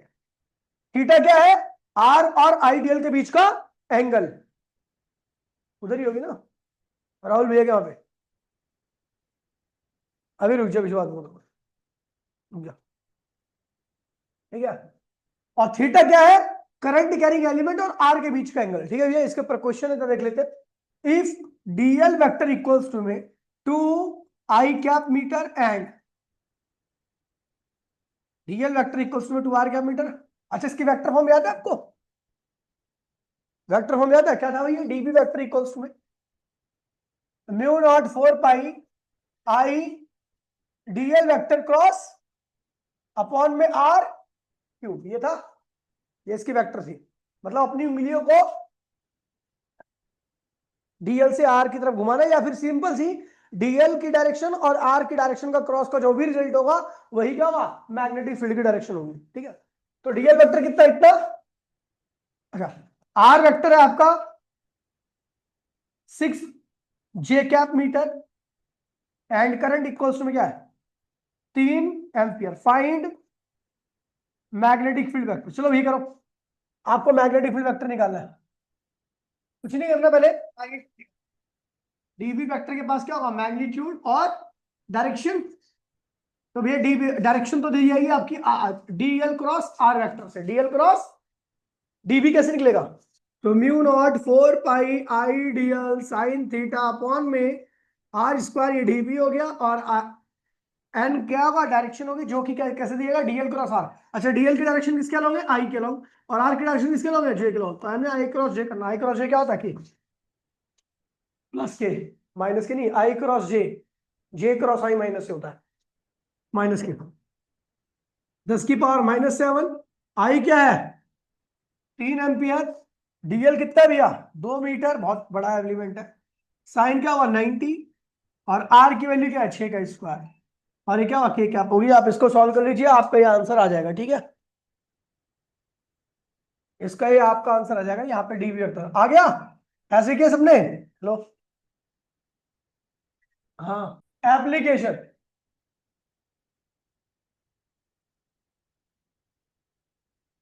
एप्लीकेशन, पहली एप्लीकेशन क्या है?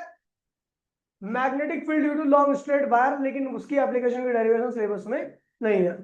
बस आपको ये ध्यान रखना है, आर डिस्टेंस पर एक पॉइंट पी है। अपर एंड को देखने के लिए एंगल कितना बन रहा है? थीटा 1। लोअर एंड को देखने के लिए एंगल कितना बन रहा है? थीटा 2 है। करंट क्या है? आई है, ठीक है। तो इस पॉइंट पर जो मैग्नेटिक फील्ड होगी वो क्या होगी? म्यू नॉट 4 पाई, करंट कितना? आई, दूरी कितनी है? R, sine theta 1 plus sine theta 2, ये आपकी आ गई magnetic field. The direction of magnetic field can be given by right hand thumb rule. Right hand thumb rule से देंगे। थंब अगर आपका अपवर्ड होगा तो मैग्नेटिक फील्ड क्या होगी भैया? राइट साइड में इनवर्ड आएगी, लेफ्ट में क्या होगी? आउटवर्ड आएगी। अगर थंब आपका इनवर्ड होगा तो राइट में उल्टा हो जाएगा इसका, ठीक है। ये फॉर्मूला आपको यूज करना है, ठीक है। एप्लीकेशन नंबर 2, एक अब इस ये आती है आपकी, ठीक है भैया। एक्सिस है, आर डिस्टेंस की रेडियस क्या? कैपिटल आर है। अरे कौन सा केस? वो तो मैं वो करा दूंगा सर्कल। केस तो अंडरस्टूड है, वो तो पता ही होगा। अरे क्या दिक्कत है यार भाई, आगे पीछे कर लिया। आइडियल करंट कैरिंग एलिमेंट है। तो इसकी वजह से यहां पर जो मैग्नेटिक फील्ड होगी, और इसकी वजह से यहां पर जो मैग्नेटिक फील्ड होगी, उसकी डायरेक्शन होगी टेंजेंट से दी जाएगी। याद है? ऐसे टेंजेंट खींचता था फिर ये रही, और इसकी टेंजेंट ये रही। इसकी मैग्नेटिक फील्ड यहाँ पर डीबी बनी है, और इसकी मैग्नेटिक फील्ड क्या है? इस वाले एलिमेंट की मैग्नेटिक फील्ड क्या है? डीबी है। इसको रिजॉल्व करते हैं। अच्छा, ये थीटा है, ये थीटा है, तो आपको बता दूं ये भी थीटा होगा, ये भी थीटा, याद है ना? एडजस्ट करके ये लिया था मैं 90 डिग्री। ये थीटा देखा होगा 90, देखा होगा 90 माइनस थीटा। आपको पता है ये भी 90 है, ये 90 माइनस थीटा देखा होगा थीटा। थीटा देखा होगा डीबी, कॉस थीटा देखा होगा डीबी, साइन थीटा। इसको रिजॉल्व करो, डीबी और ये डीबी साइन थीटा दे कैंसिल टू ईच अदर, कुल मैग्नेटिक फील्ड क्या होगी? अच्छा, आपको बता दूं यहाँ का जो एलिमेंट होगा उसके ऊपर ये लाइन क्या होगी? परपेंडिकुलर होगी। पहले बता रखा आपको मैंने। यहाँ का जो एलिमेंट है करंट करेंगे, ये लाइन क्या होगी? इसके परपेंडिकुलर होगी। इसकी वैल्यू एक्स ले लेते हैं। एक्स की वैल्यू आप सबको पता है, under root R square capital R square plus small r square. तो ये यहाँ पे पी पॉइंट पर कुल मैग्नेटिक फील्ड क्या होगी? अगर आप सारे डीबी साइन थीटा को जोड़ते हो, डीबी कॉस थीटा को पूरे रिंग के, तो भैया पी पॉइंट पर कुल मैग्नेटिक फील्ड इनकी वजह से क्या आने वाली है? जीरो आने वाली है। लेकिन पी पॉइंट पर कुल मैग्नेटिक फील्ड डीबी को साइन थीटा की वजह से ही आएगी पूरी रिंग का। तो डीबी क्या होगा? इस एलिमेंट की वजह से मैग्नेटिक फील्ड इसकी वैल्यू क्या होगी? म्यू नॉट 4 पाई आई डीएल साइन क्या है 90 है, क्योंकि आपको पता है ये जो है वो यहाँ के एलिमेंट पे परपेंडिकुलर, पहले मैंने आपको डिटेल में बता रखा है। दूरी कितनी है? एक्स, एक्स स्क्वायर कर दीजिए। साइन क्या होता है? साइन ना, साइन होता है परपेंडिकुलर अपॉन में हाइपोटेन्यूज। परपेंडिकुलर क्या है? आर, और हाइपोटेन्यूज क्या है? एक्स। ये इसको सॉल्व करो तो आएगा, ये रिंग यहाँ पे लिख देना, magnetic field at point P equals to में म्यू नॉट 4 पाई बाहर आएगा, आई बाहर आएगा, नीचे एक्स स्क्वायर और एक्स क्या होगा? क्यू बाहर आएगा, साइन 91 हो गया, अंदर आर भी बाहर आएगा, अंदर क्या बचेगा? केवल डीएल। देखिए डीएल क्या छोटा एलिमेंट है, पूरी रिंग के डीएल को जोड़ो तो क्या होगा? 2 पाई आर। क्या आएगा? 2 पाई आर। आप इसको सॉल्व करोगे, आपकी मैग्नेटिक फील्ड आएगी mu naught I, I pi R square upon में 4 पाई, और एक्स की वैल्यू आपको रख देनी है, तो क्या होगा? Capital R square plus small r square की पावर 3 बाय में 2 आ जाएगा। ठीक है, ये होगी मैग्नेटिक फील्ड। अब इसमें कई सारे केस भी करा रखे थे मैंने, वो देख लेना आपने। ठीक है, अब आते हैं तीसरी एप्लीकेशन, रिंग के सेंटर पे मैग्नेटिक फील्ड निकालनी है। तो हमने एक एलिमेंट ले लिया और एलिमेंट की दूरी कितनी थी सेंटर से? आर। आर एक रेडियस है, radius is always perpendicular to the circumference. Current carrying element आपका ये रहा, एलिमेंट की लंबाई कितनी है? डीएल है। तो भैया इसकी वजह से मैग्नेटिक फील्ड को पॉइंट पर क्या होगी? तो म्यू नॉट 4 पाई करंट यानी कि एलिमेंट, एलिमेंट कितना? आई डीएल, और आई साइन 90, और नीचे क्या होगा? Capital R square. ये हो गया। साइन 90 की वैल्यू क्या होती है? 1 होती है। तो आगे डीबी इक्वल्स में क्या होगा? म्यू नॉट 4 पाई आईडीएल अपॉन में capital R square. Total magnetic field क्या होगी? इंटीग्रेट करो, बी इक्वल्स बी बाहर, डीबी का बी म्यू नॉट 4 पाई, आई बाहर आएगा, कैपिटल आर स्क्वायर बाहर आएगा, डीएल का इंटीग्रेशन का होगा 2 पाई आर। इसको सॉल्व करोगे, एक आर से एक आर कैंसिल, ये कैंसिल हो गया, तो मैग्नेटिक फील्ड क्या हो गया? म्यू नॉट आई अपॉन में 2 आर। देखिए sector of circle, sector of circle में भी कुछ नहीं करना आपको, ठीक है, एल कर देना, वहां पे आप एंगल्स के टर्म में लिख दोगे, तो आपका वो फॉर्मूला आएगा बी इक्वल्स में म्यू नॉट 4 पाई आई अपॉन में आर, और ये क्या होगा? अल्फा। ठीक है, ये फॉर्मूला आने वाला, कुछ नहीं है, वो आसान है। ठीक है, अब आते कौन सी एप्लीकेशन आपकी? बोलो सिलेंडर की एम्पियर सर्किटल लॉ बोलना सीधा, एम्पियर सर्किटल लॉ, एसीएल। देखिए एम्पियर सर्किटल लॉ की डेरिवेशन नहीं है, प्रूफ नहीं है आपके सिलेबस में। ये करंट है, चारों ओर बनेगी मैग्नेटिक लूप, एम्पीरियल लूप कहते हैं इसका। यहाँ पे मैग्नेटिक फील्ड क्या है? बी है, एलिमेंट क्या है? डीएल है। तो अगर आप बी इंटू में डीएल करते हो और उसको आप इंटीग्रेट करते हो, यहाँ पे कॉस थीटा लगा करके क्या आएगा? म्यू नॉट आई के बराबर आएगा। आई कौन सा करंट है? जो इस लूप के अंदर से थ्रेड कर रहा है, ठीक है, जा रहा है, ये हो गया। अब इसकी एप्लीकेशन की बात करूं तो इसकी एप्लीकेशन कुछ है, पहली एप्लीकेशन है, ठीक है, magnetic field due to long straight current carrying wire, ये है, ठीक है। ये इनफाइनाइट लॉन्ग है, दोनों एंड से क्या है? Infinite and. इससे आर डिस्टेंस पर आपको मैग्नेटिक फील्ड भी है और एलिमेंट डीएल है। आपको बता दूं सर्कुलर लूप में बी और डीएल के बीच में एंगल क्या बनता है? जीरो बनता है। क्या बनता है? तो B DL cos zero integration loop, या लूप मत लिखो, यहां पे जीरो लगा दो, बराबर में म्यू नॉट आई। आपको पता है इस लूप के हर एक पॉइंट पर मैग्नेटिक फील्ड की वैल्यू क्या होगी? सेम होगी। बाहर निकाल दो डीएल म्यू नॉट आई, तो बी डीएल क्या होगा भैया? छोटा सा एलिमेंट है, इंटीग्रेशन डीएल क्या होगा? 2 pi R mu naught I. तो भैया बी कितना आ गया? म्यू नॉट आई अपॉन में 2 पाई आर, ये आ गया। फिर है भैया सोलिनोइड, ठीक है, होलो सिलेंडर देख लो, होलो सिलेंडर है, इसकी रेडियस क्या? आर है।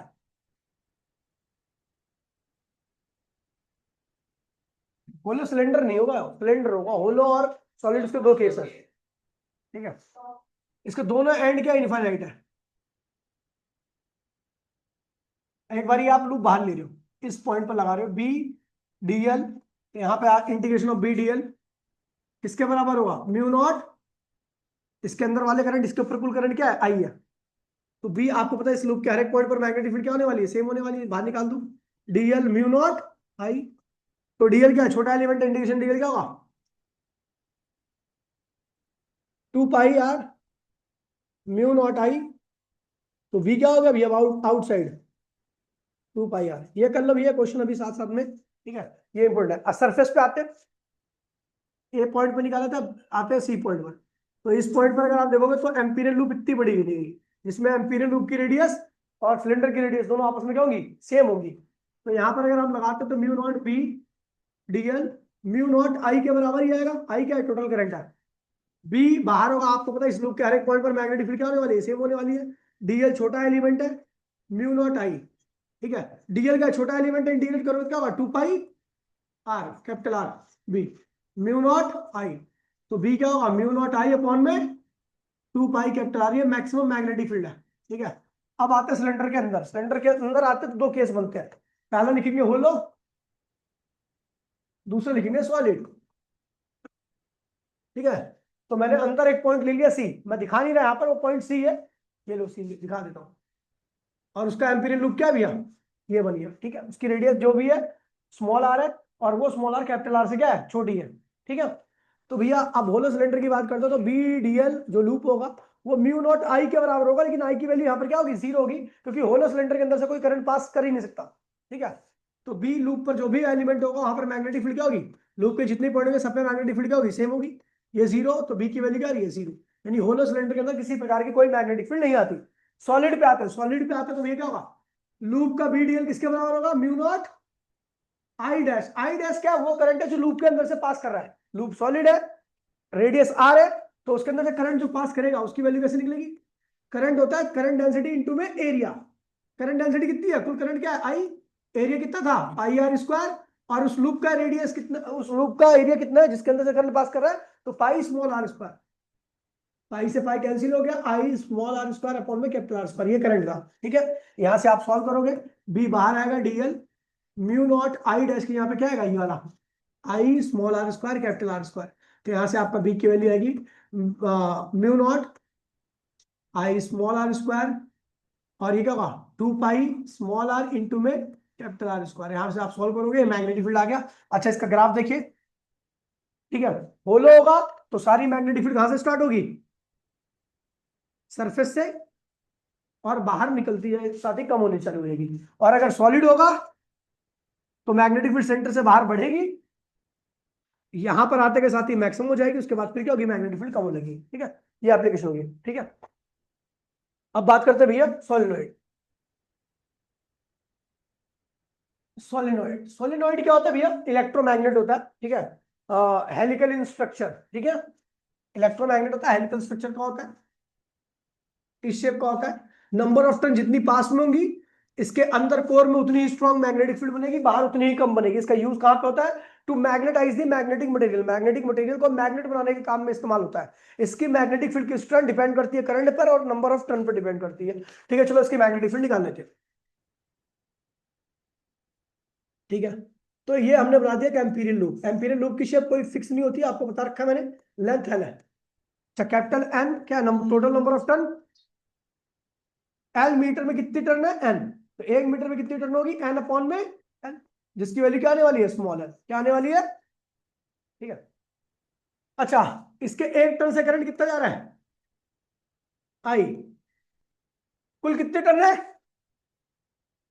देखिए कितने टर्न है, एन है, कितने टर्न है। तो भैया एक बात देखिए, A B C D, magnetic field अंदर की तरफ ऐसी होगी, और एलिमेंट भी क्या होगा, ऐसी होगा। जो एम्पीरियल लूप खींचा है आपने ए से बी तक का, उसकी डायरेक्शन भी ऐसी है अंदर की तरफ, और मैग्नेटिक फील्ड भी अंदर की तरफ है। तो यहाँ पे अगर आप देखेंगे तो इंटीग्रेशन ऑफ बी डीएल, ए से बी, मैग्नेटिक फील्ड भी है, एलिमेंट डीएल है, और कॉस क्या होगा, 0 होगा। वो किसके बराबर होगा, म्यू नॉट, यहां से यहां तक कितना लूप सारी टर्न आ रही है, वो किसके बराबर होगा, एन आई के बराबर होगा। किसके बराबर होगा, कैपिटल एन लिखते, क्या दिक्कत है, कोई फर्क नहीं पड़ता, स्मॉल एन नहीं होगा।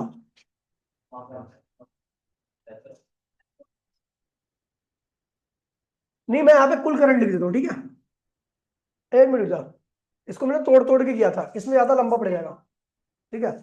तो मुझे पता है कि अगर मैं इस लूप को देखूं, तो ए बी सी डी जो मेरा लूप है, ए, उसका बी इंटू में डीएल का डॉट जो होगा वो किसके बराबर आएगा, ए से B, B DL cos 0, plus B से सी, बी डीएल कॉस क्या होगा 90, 90 होगा ना, क्योंकि मैग्नेटिक फील्ड ऐसी होगी, एलिमेंट ऐसे होगा, है ना।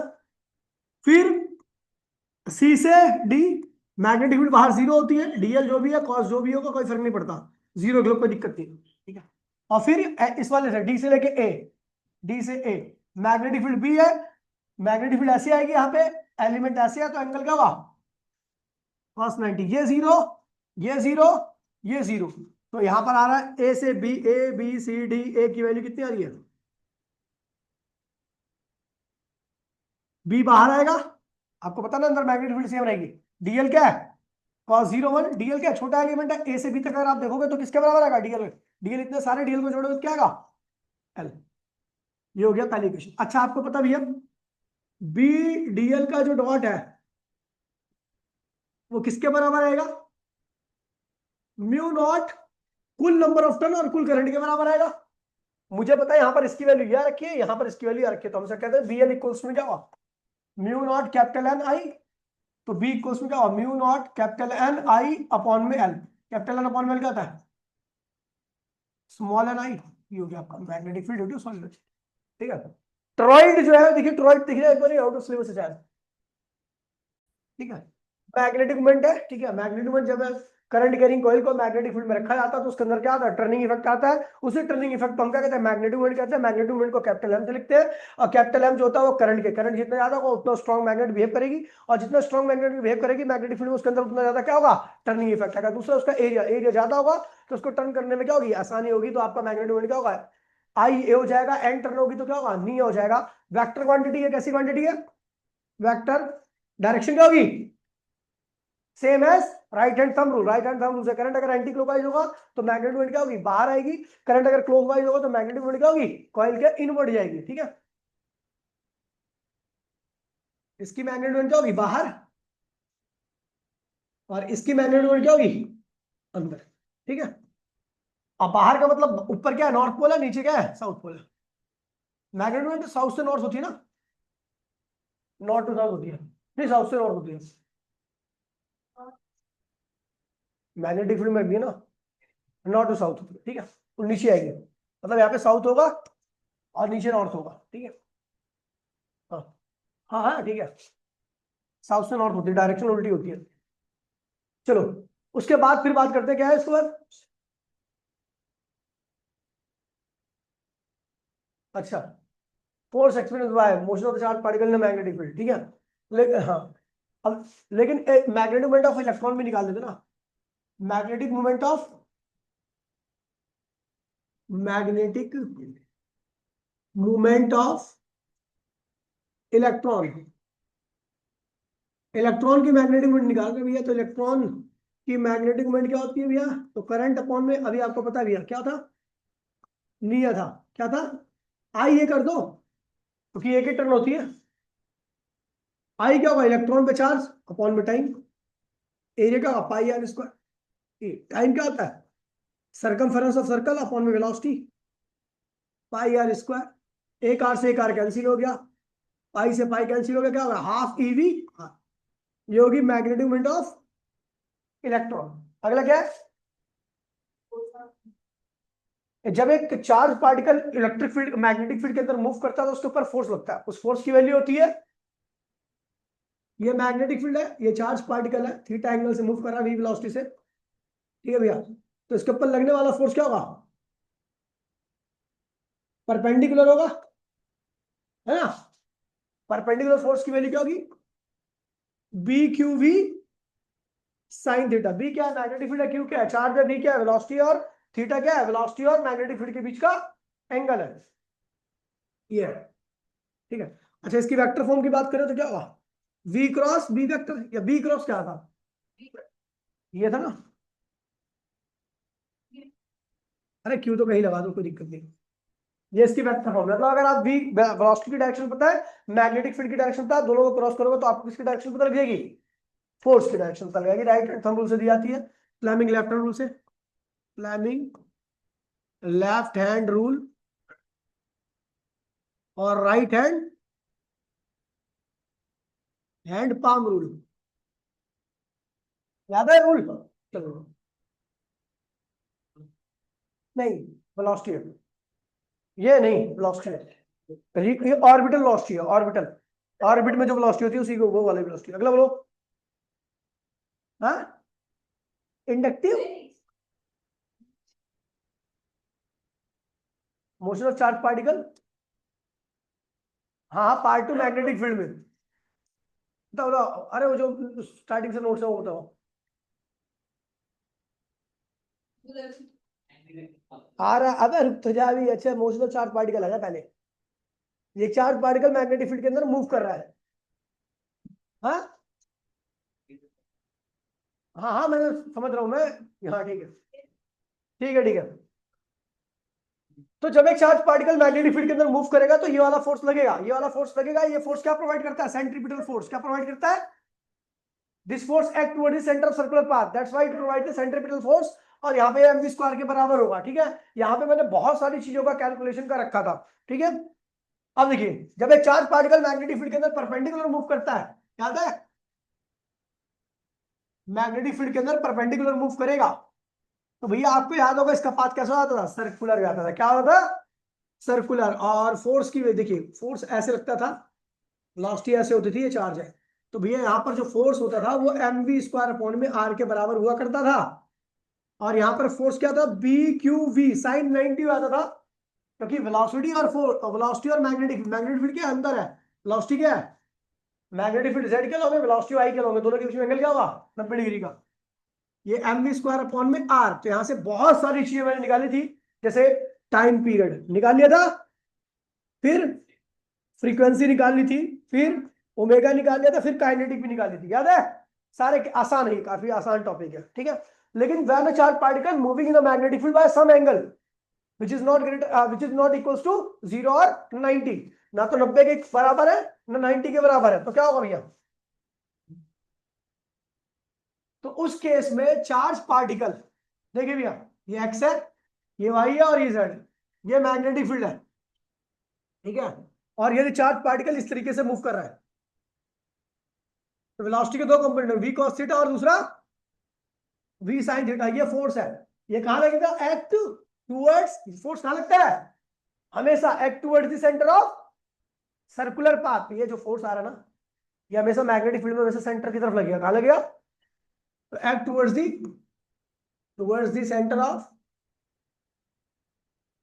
Of circular path, so it provide centripetal force. अच्छा, ये क्या करेगा? देखिए, दो कंपोनेंट है वेलोसिटी, ये तो प्रोवाइड करेगा फोर्स और ये प्रोवाइड करेगा लीनियर पाथ। तो पाथ कैसा हो जाएगा?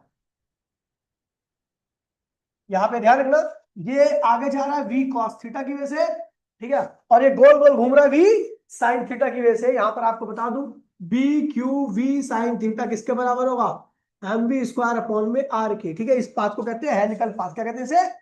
यहां से मैंने बहुत सारी चीजें कैलकुलेट की थी, और यहाँ पे कुछ कंसेप्चुअल क्वेश्चन बताए थे, जैसे कि एंगल पे डिपेंड नहीं करता और ना ही रेडियस पे डिपेंड करता, टाइम पीरियड, फ्रीक्वेंसी पे डिपेंड नहीं करती। याद है? याद है? पूरा एकदम डिटेल में मैंने आपको बताया था बात। हाँ, पिच, पिच जो था वो एक्स किलोमीटर का डिस्टेंस है, एक साइकिल से दूसरे साइकिल के बीच की दूरी को हम क्या कहते हैं? पिच कहते हैं। पिच की value V cos theta into में टाइम पीरियड होता है, वी cos थीटा इनटू में, देखो पूरा डिटेल में लिखा रखा है, ये टॉपिक बहुत एकदम डिटेल उसके क्या रखा है। अगला बोलो। फोर्स होना करंट कैरिंग वायर है ना? हाँ, फोर्स होना करंट,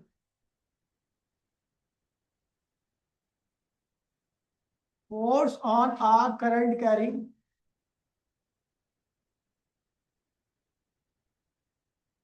कंडक्टर। एक कंडक्टर जिसकी लेंथ एल है, लेंथ एल है, एरिया ए है, फ्री इलेक्ट्रॉन कितने? एन है। ये मैग्नेटिक फील्ड में कितने एंगल से रखा गया है? थीटा। तो इसके ऊपर लगने वाला ये आपको पता है, इसके अंदर फ्री इलेक्ट्रॉन कितने होंगे? फ्री चार्ज कितने होंगे? अबे लीना बताया तो था अभी, लीना ही तो होता है नंबर ऑफ फ्री चार्ज। और एक चार्ज पे लगने वाला फोर्स कितना होगा? ये ई पे कितनी वेलोसिटी चल रहा है? वीडी से, तो इस पे फोर्स कितना लगेगा?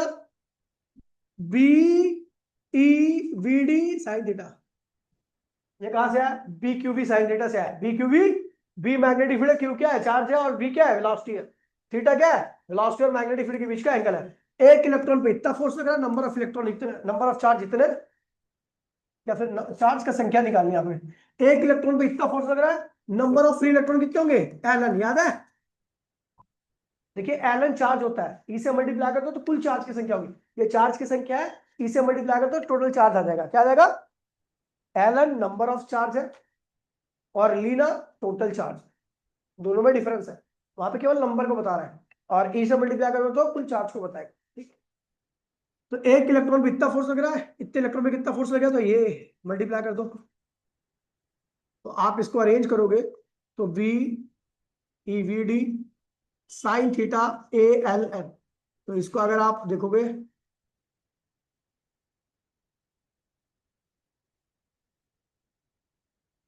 बी ना एल साइन थीटा, तो आएगा B I L sine theta. अच्छा इसकी वेक्टर फॉर्म क्या होगी, L cross B vector I बाहर निकाल दो, ठीक है भैया, इसकी वेक्टर फॉर्म ये होगी, ठीक है। अच्छा ये थीटा किसके बीच का एंगल है, तो थीटा यहाँ पर लेंथ और मैग्नेटिक फील्ड के बीच का एंगल है, ठीक है। अगला टॉपिक है आपका, दो पैरेलल करंट कैरिंग वायर है, उनके बीच के पर यूनिट लेंथ पे लगने वाला फोर्स क्या है। देखिए पहले बताओ, ये I1 करंट है, इसके बीच की दूरी है, और दोनों बीच ये I2 करंट है, दोनों करंट सेम डायरेक्शन, दोनों वायर की लेंथ इनफाइनाइट है, दोनों वायर के बीच में अट्रैक्शन होगा या रिपल्सन, नहीं अप्लाई करके बताओ रूल, ऐसे नहीं आता है। इसकी मैग्नेटिक फील्ड पहले आप इसके ऊपर देखोगे, तो आपने थंब को ऊपर रखिए और इसकी आप देखोगे मैग्नेटिक फील्ड क्या आ रही है, B2 आउटवर्ड, क्या आ रही है, आउटवर्ड। ऐसी इसकी मैग्नेटिक फील्ड, इसकी मैग्नेटिक फील्ड इसके ऊपर देखोगे तो क्या है भैया, इनवर्ड, ठीक है। आप राइट हैंड थंब रूल लगा लो, राइट हैंड पाम रूल लगा लो, मैग्नेटिक फील्ड क्या आ रही है, बाहर आ रही है, करंट कहाँ जा रहा है, ऊपर जा रहा है, तो जो पाम आ रहा है वो इधर की तरफ आ रहा है, ठीक है। इसके ऊपर देखोगे तो मैग्नेटिक फील्ड कहाँ जा रही है, अंदर जा रही है, थंब कहाँ जा रहा है, ऊपर जा रहा है, पाम कहाँ जा रहा है, इधर जा रहा है, ये दोनों फोर्स एक दूसरे का कर रहे हैं, खींच रहे, तो अट्रैक्टिव हो रहा है, क्या हो रहा है, तो अट्रैक्ट हो रहा है। तो आपको 1 मीटर पे फोर्स निकालना, तो फोर्स इस पे फोर्स क्या होगा, 1 मीटर पे निकाल लो, तो फोर्स का फॉर्मूला क्या होता है, मैग्नेटिक फील्ड क्या है, V2, करंट कितना है I1, लेंथ क्या है 1 मीटर, और आपको बता दो साइन 90, ये फोर्स पर मीटर है। अच्छा B2 किसकी मैग्नेटिक फील्ड है, इसकी मैग्नेटिक फील्ड है, ये कैसा कंडक्टर है, लॉन्ग स्ट्रेट इनफाइनाइट वायर है, तो इसकी मैग्नेटिक फील्ड का फॉर्मूला क्या होगा, म्यू नॉट 4 पाई, करंट कितना है I2, करंट कितना है I2, दूरी कितनी है इसकी यहाँ से R, और साइन दोनों एंड इंफिनिटी है, तो क्या होगा साइन 90 और साइन 90, और ये क्या हुआ I1, ठीक है। ये सब दोनों वन हो गए, तो आप देखोगे म्यू नॉट 4 पाई 2I1 I2 अपॉन में क्या हुआ R। अच्छा इसके ऊपर 1 मीटर पे फोर्स निकालना है F2, तो क्या होगा B1, मैग्नेटिक फील्ड क्या है इसके ऊपर B1 है, करंट कितना है I2, लेंथ क्या है एक लिए, साइन क्या होगा 90, तो B1 क्या है इसकी मैग्नेटिक फील्ड, इसके ऊपर क्या होगा म्यू नॉट 4 पाई, यही सेम आएगा, आ गया, समझ गया, आसान है। अगला ये टॉर्क होना करंट कैरिंग लूप है ना,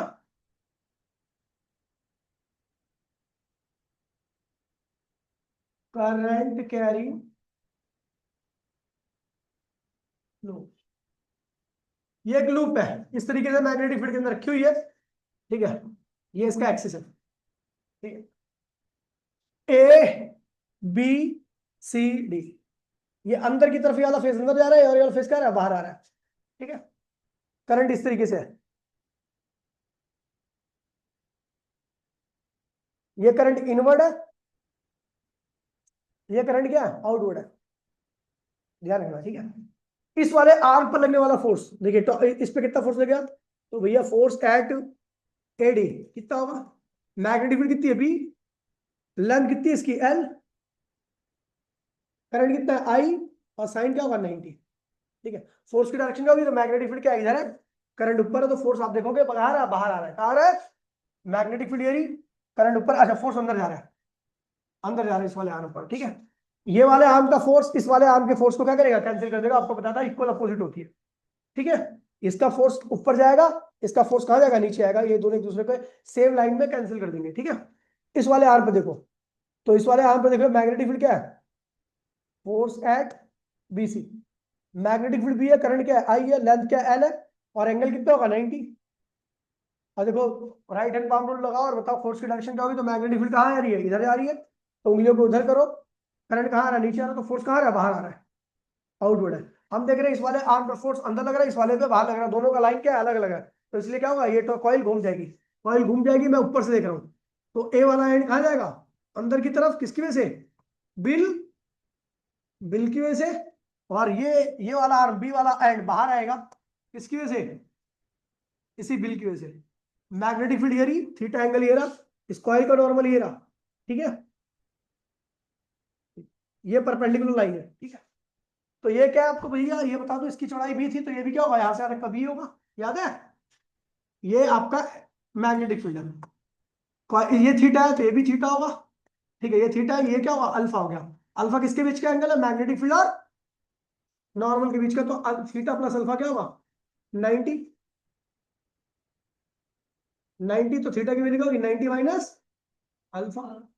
अच्छा, टॉर्क कितना लगेगा, टॉर्क क्या होता है, आइदर फोर्स क्या है, बिल, और इनटू में परपेंडिकुलर सेपरेशन, परपेंडिकुलर सेपरेशन क्या है, ये बेस, बेस क्या होता है, हाइपोटेनियस कॉस थीटा, हाइपोटेनियस क्या है, बी, और कॉस थीटा, ठीक है। तो ये आ गया बेस, बेस की वैल्यू क्या होगी, हाइपोटेनियस कॉस थीटा, यानी क्या होगा, B cos theta, L into में बी क्या होता है, ए कॉस थीटा, ठीक है। एन टर्म में तो क्या होगा, बी ना कॉस थीटा, थीटा की वैल्यू क्या, 90 माइनस। ये फॉर्मूला जब आप यूज करोगे जब आपको कॉइल और मैग्नेटिक फील्ड के बीच का एंगल दिया होगा, ठीक है। लेकिन अब जो फॉर्मूला आने आ रहा है, ये कब यूज करोगे, लिखवा रखा है मैंने, जब आपका नॉर्मल और मैग्नेटिक फील्ड के बीच का एंगल दिया रखा हो। तो ये आ गया टॉर्क वाला करंट कैरिंग कॉइल, ठीक है। अब देखिए, अब आता है भैया गैल्वेनोमीटर, ठीक है। गैल्वेनोमीटर एक डिवाइस है which is very sensitive in nature, ठीक है भैया, और जिसका मल्टीपर्पज डिवाइस है, मतलब कि आपका एक काम नहीं, ये कई सारे काम करता है, करंट को डिटेक्ट करता है, मीटर की तरह यूज होता है, वोल्ट मीटर की तरह यूज होता है, ठीक है भैया, बड़ा सिंपल से इसकी वर्किंग है, ठीक है। मूविंग कॉइल, कॉइल, गैल्वेनोमीटर, ठीक है। ये इस तरीके का होता है एक लूप, जो कि दो मैग्नेट के बीच में रखा होता है, ठीक है। और ये पूरा का पूरा सेटअप क्या होता है, एक चैम्बर के अंदर होता है, इसका एक एंड यहां से निकला होता है, एक एंड यहां से निकला होता है, यहाँ पे टर्मिनल T1 होता है, यहाँ पे टर्मिनल क्या होता है, T2 होता है। इस टर्मिनल के थ्रू करंट अप्लाई करता हूँ, जैसे करंट जाता है तो इस लूप के अंदर क्या करता है, मैग्नेटिक फील्ड क्रिएट करता है, बाहर की मैग्नेटिक फील्ड नॉर्थ और साउथ से इंटरेक्ट करती है, और एक कॉइल टर्न कर जाती है, कॉइल टर्न कर जाती है तो जो इससे नीडल कनेक्टेड होती है वो आपको रीडिंग बता देती है, ठीक है। इसका टॉप व्यू देखिए, टॉप व्यू,